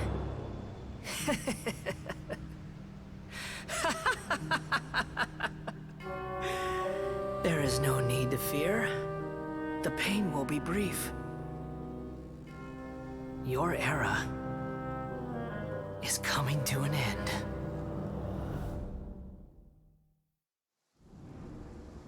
Was hat ein Scaramouche damit zu tun? Das war nicht das Bewusstsein der höheren Herren Rukadevata und auch nicht das Bewusstsein des Königs Deshret. Did we actually just see the Balladeer's memories? Everything matches what we know about him. But how is he connected to the divine consciousness that Hypatia was talking about? You saw it, right? You felt it, right? Such a majestic god! Such a noble will! Such sublime emotion! Alas, shame. Da geht ja einer ab hier.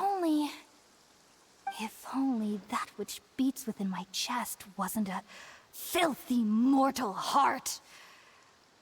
Oh, great and merciful God, please grant me forgiveness and salvation. Das stimmt nicht mit dir. Do you understand now? I'm afraid this is no periportal life, but rather... Wach wieder auf, Harpesia. You! Why are you so mean to me? Why is everyone hiding from me? I found divine wisdom. Shouldn't I receive praise and honor? Haven't I uncovered that light in the darkness? Hypatia? That's how I always thought everything should be. Wait, have I already lost my mind?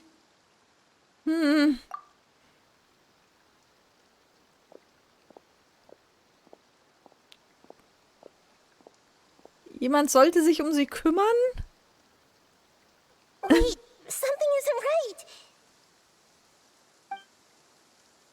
Meine Güte, ist ja Drama, Drama, Drama. Oh mein Gott.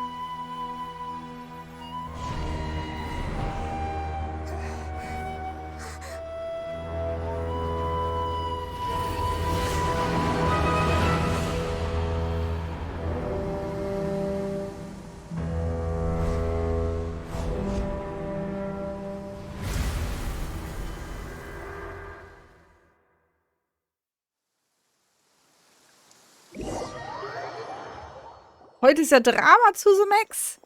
Oh weia.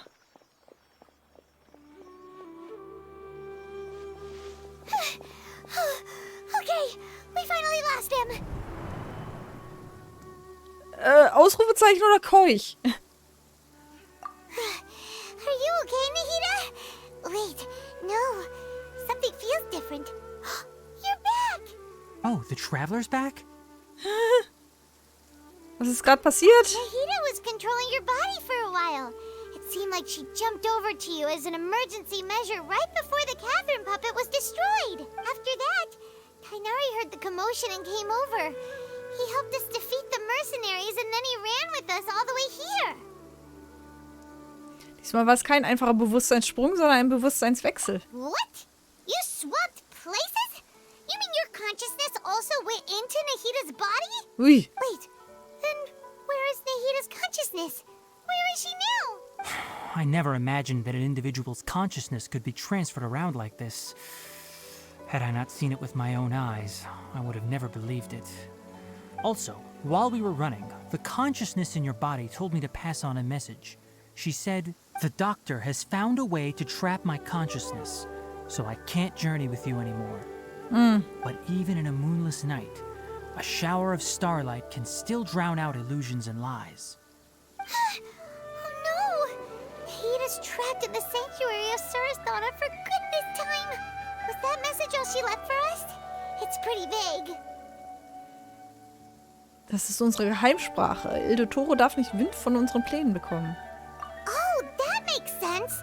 Since the doctor captured her, she won't be able to say anything without him knowing. She's being extra careful. Even in a moonless night, a shower of starlight can still drown out illusions and lies. Huh.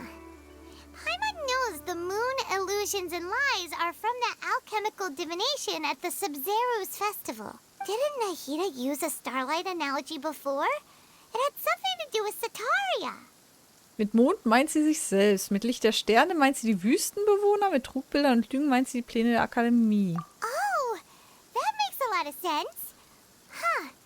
Do you think Nahida was telling us to go find help in the desert? But she isn't with us anymore. Paimon, you said Sanctuary of Surasthana.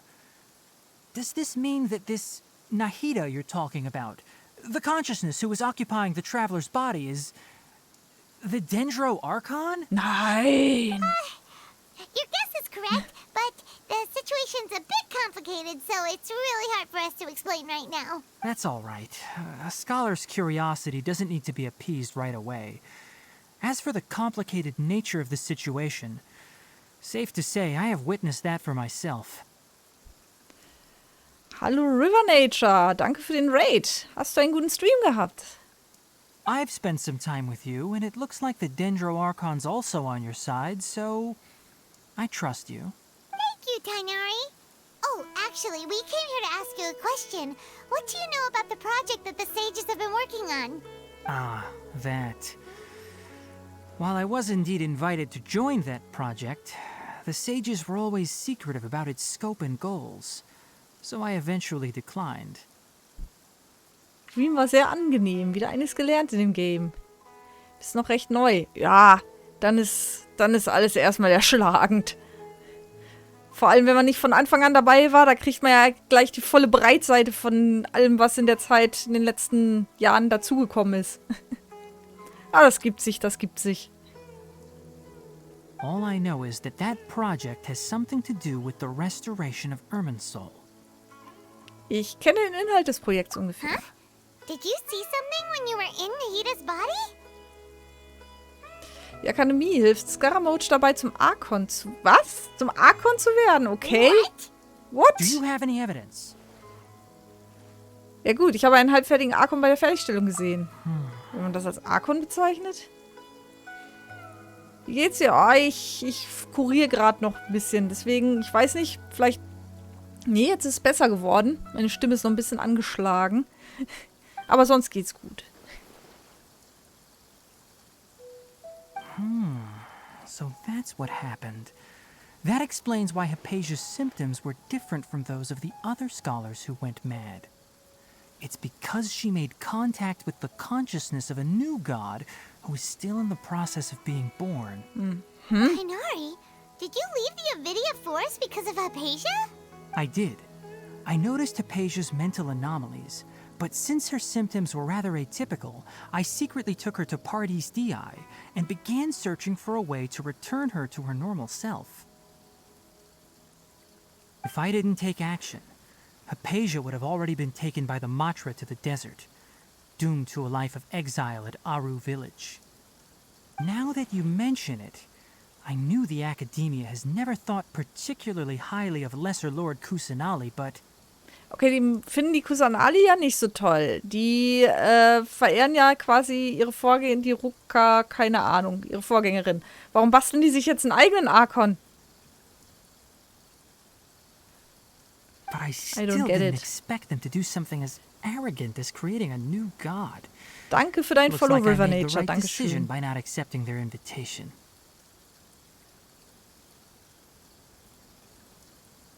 Die Fatui sind auch in die Sache verwickelt. The Doctor and the Balladeer.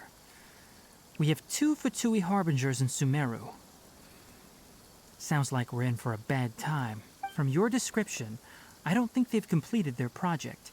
There may still be room for us to intervene. But then, what is the connection between creating a new god and restoring Irminsul? Gute Nacht, River Nature. Dann schlaf schön. Ist immer anstrengend, nach dem Stream noch lange aufzubleiben. Ich kenne das. Und wenn du früh raus musst...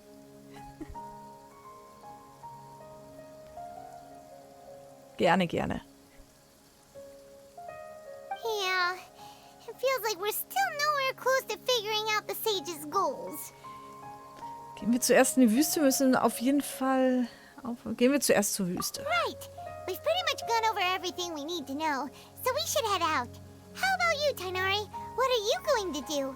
I'll stay here for now. I still want to try a few more things to help Hypatia. If you're planning to go into the desert, start by heading for Caravan Rabat. Come find me here if there's anything else I can do to help. May the spirit of wisdom go with you. Ich bin jetzt nicht sicher, ob dieser Part schon zum aktuellen Update gehört, zur aktuellen Version, oder noch von der vorherigen ist, weil die Wüste ist ja jetzt hinterher dazugekommen. Thanks, Tainari. Hopefully Also erst in Hypatia diesem will feel Update better gekommen. soon. We're off then.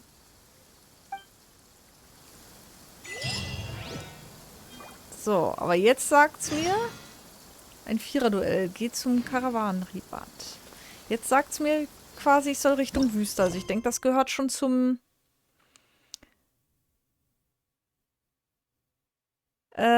aktuellen Update. Wo ist denn das?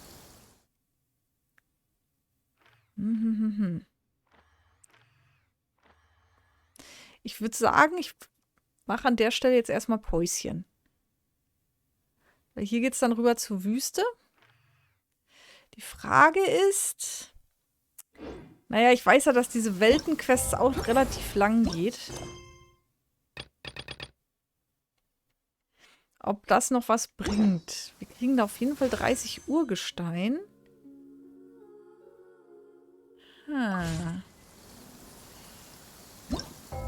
Uns fehlen noch 100, damit wir nochmal rollen können. Also 90.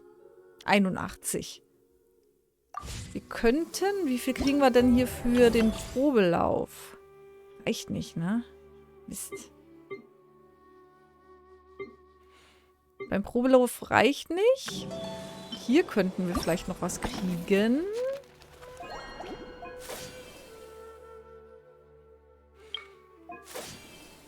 Nee. Ah, da müssen wir es komplett durchspielen, um Urgestein zu kriegen. Wie sieht's hier aus? Da können wir noch 20 kriegen. Das heißt, wir kämen dann noch auf 6. Wir machen es anders. Erstmal Errungenschaften, okay. Werde von jenen, die von Il Dottore kontrolliert wurden, als Weltenretter angesehen. Sie nach Verbindung mit den göttlichen Erkenntnissen die Vergangenheit von Scaramouche. Ich glaube, wir haben heute echt genug gesehen. Also, die Hauptstory müssen wir nicht weitermachen. So, dann... Ach, nein, das wollte ich nicht. Dann gucken wir doch mal beim Händler.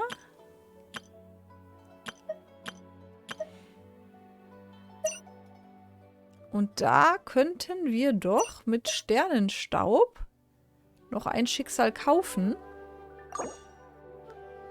Okay. Und dann können wir doch ziehen, 10-mal. Ich glaube nicht, dass wir Venti kriegen. Aber ich würde es jetzt einfach machen. Gut, die nächsten Banner sind halt auch spannend, aber Venti hätte ich halt auch schon gerne. Der hat halt eine praktische Fähigkeit, ne? Ach komm, einmal Daumen drücken. 10 Ziehungen. Ich habe aber jetzt zuletzt Cyno gekriegt, also die Wahrscheinlichkeit ist sehr gering, dass wir jetzt auch noch Venti kriegen. Aber einmal Daumen drücken. Jetzt zum Abschluss einmal 10 Ziehungen. Ab dafür. Nee, kein Venti auf jeden Fall. Aber die Landstreichernoten habe ich noch gar nicht bekommen, glaube ich. Wobei, das habe ich schon mal gesagt. Dann habe ich doch die Waffe schon gehabt. Komm, wenigstens noch eine Figur.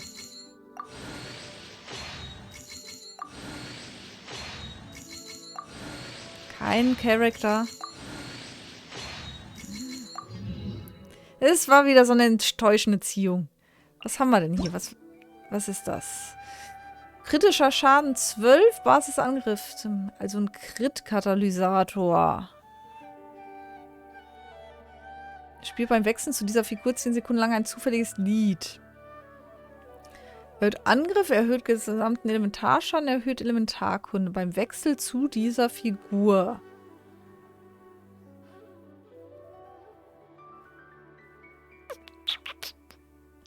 Wenn ich dann von der Figur wieder wegwechsle, übernimmt dann die nächste Figur diese Fähigkeiten? Wahrscheinlich nicht. Also kann man das schon mal nicht für einen Supporter nehmen. Oder? Habe ich das Ding schon? Gucken wir mal. Ich glaube nicht. Oder?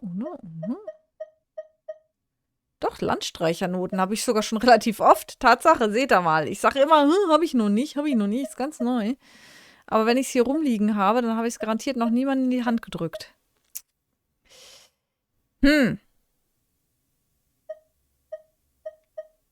Keine Ahnung, ob die gut sind. Aber wenn ich hier 3 rumliegen habe, komplett ungenutzt, habe ich irgendwie den Eindruck... Ja gut, ich habe ja auch ziemlich viele Katalysatornutzer, die ich halt einfach überhaupt nicht benutze. Von daher. Wer weiß, muss ich mal nachgucken. Aber das war jetzt eine irgendwie enttäuschende Ziehung. Schade. Naja, gut. Dann würde ich sagen, das war's für heute, meine Lieben. Ich muss noch ein paar Videos schneiden für meinen YouTube-Kanal Let's Plays. Könnt ihr auch sehr gerne vorbeischauen übrigens. I take my meals cold to quiet the spirit and calm my vital sind ja, aufgelistet. Oder ihr guckt einfach hier in die Kanalinfo, dann habt ihr auch den Link direkt zum draufklicken. Ansonsten, nächster Stream ist am Freitag. Da spielen wir wieder Trophäenjagd in Gravity Rush 2 um 8 Uhr. Wenn ihr dabei sein wollt, fühlt euch eingeladen. Nächster Genshin Impact Stream. Voraussichtlich, eventuell, wahrscheinlich wieder nächste Woche Dienstag. Aber ich überlege tatsächlich, ob ich nächste Woche auch wieder 2 Genshin-Streams mache, weil ich habe noch so viel Content, den ich hier abfrühstücken muss und sonst komme ich einfach nicht hinterher. Muss ich mir aber noch überlegen, weil eigentlich die Streams lade ich ja auch bei YouTube hoch und da ist schon so viel im Moment an Content, was ich immer hochlade. Von daher weiß noch nicht so recht. Überlege ich mir noch. Wie immer könnt ihr dann hier in den Zeitplan gucken. Der wird dann Sonntag oder Montag jeweils für die nächste Woche aktualisiert. Oder, ebenfalls in der Info verlinkt, ihr guckt in meinen Discord-Channel. Da werden auch die nächsten Streams immer aufgelistet. So, das war's dann jetzt aber auch. Gerne, Tron. Dir auch eine gute Nacht. Noch viel Erfolg und Spaß beim Videoschneiden. Ja, wird schon klappen. Wird schon klappen. Und euch auch eine gute Nacht. Schlaft schön, wacht erholt auf, habt morgen einen ganz tollen Tag ohne Knoten in der Zunge. Und wir sehen uns, wenn ihr mögt, dann am Freitag wieder. Bis dann, meine Lieben. Ciao, ciao.